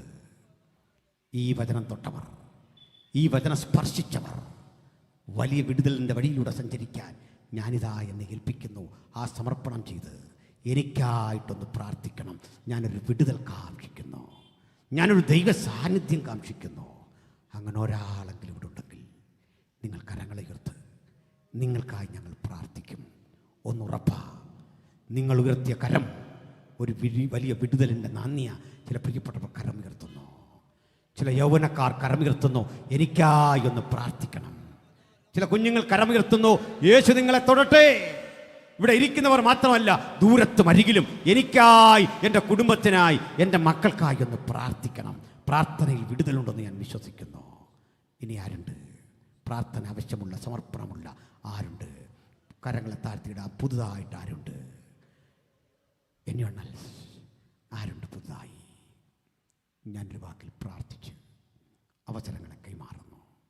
സ്വർഗസ്ഥ പിതാവേ, കേട്ട വചനത്തിൻ്റെ അടിസ്ഥാനത്തിൽ ഈ രാത്രി വചനത്തിൻ്റെ മുമ്പിൽ സമർപ്പണം ചെയ്ത ഈ അങ്ങയുടെ മക്കളെ മുറ്റുമായി അങ്ങയുടെ കരങ്ങളിൽ തന്ന് ഞങ്ങൾ പ്രാർത്ഥിക്കുന്നു. അവരുടെ ജീവിതാവസ്ഥകളിൽ ഇടപെട്ട് നീ വചനമയച്ച് വിടുതൽ നൽകാൻ നസ്രായൻ്റെ അധികാരമുള്ള നാമത്തിൽ ഞങ്ങളവരെ വേർതിരിച്ച് അനുഗ്രഹിച്ച് പ്രാർത്ഥിക്കുന്നു. പ്രാർത്ഥന ഇട്ടതിനായി സ്തോത്രം. യേശു ക്രിസ്തുവിൻ വലിയൊരു നാമത്തിൽ തന്നെ.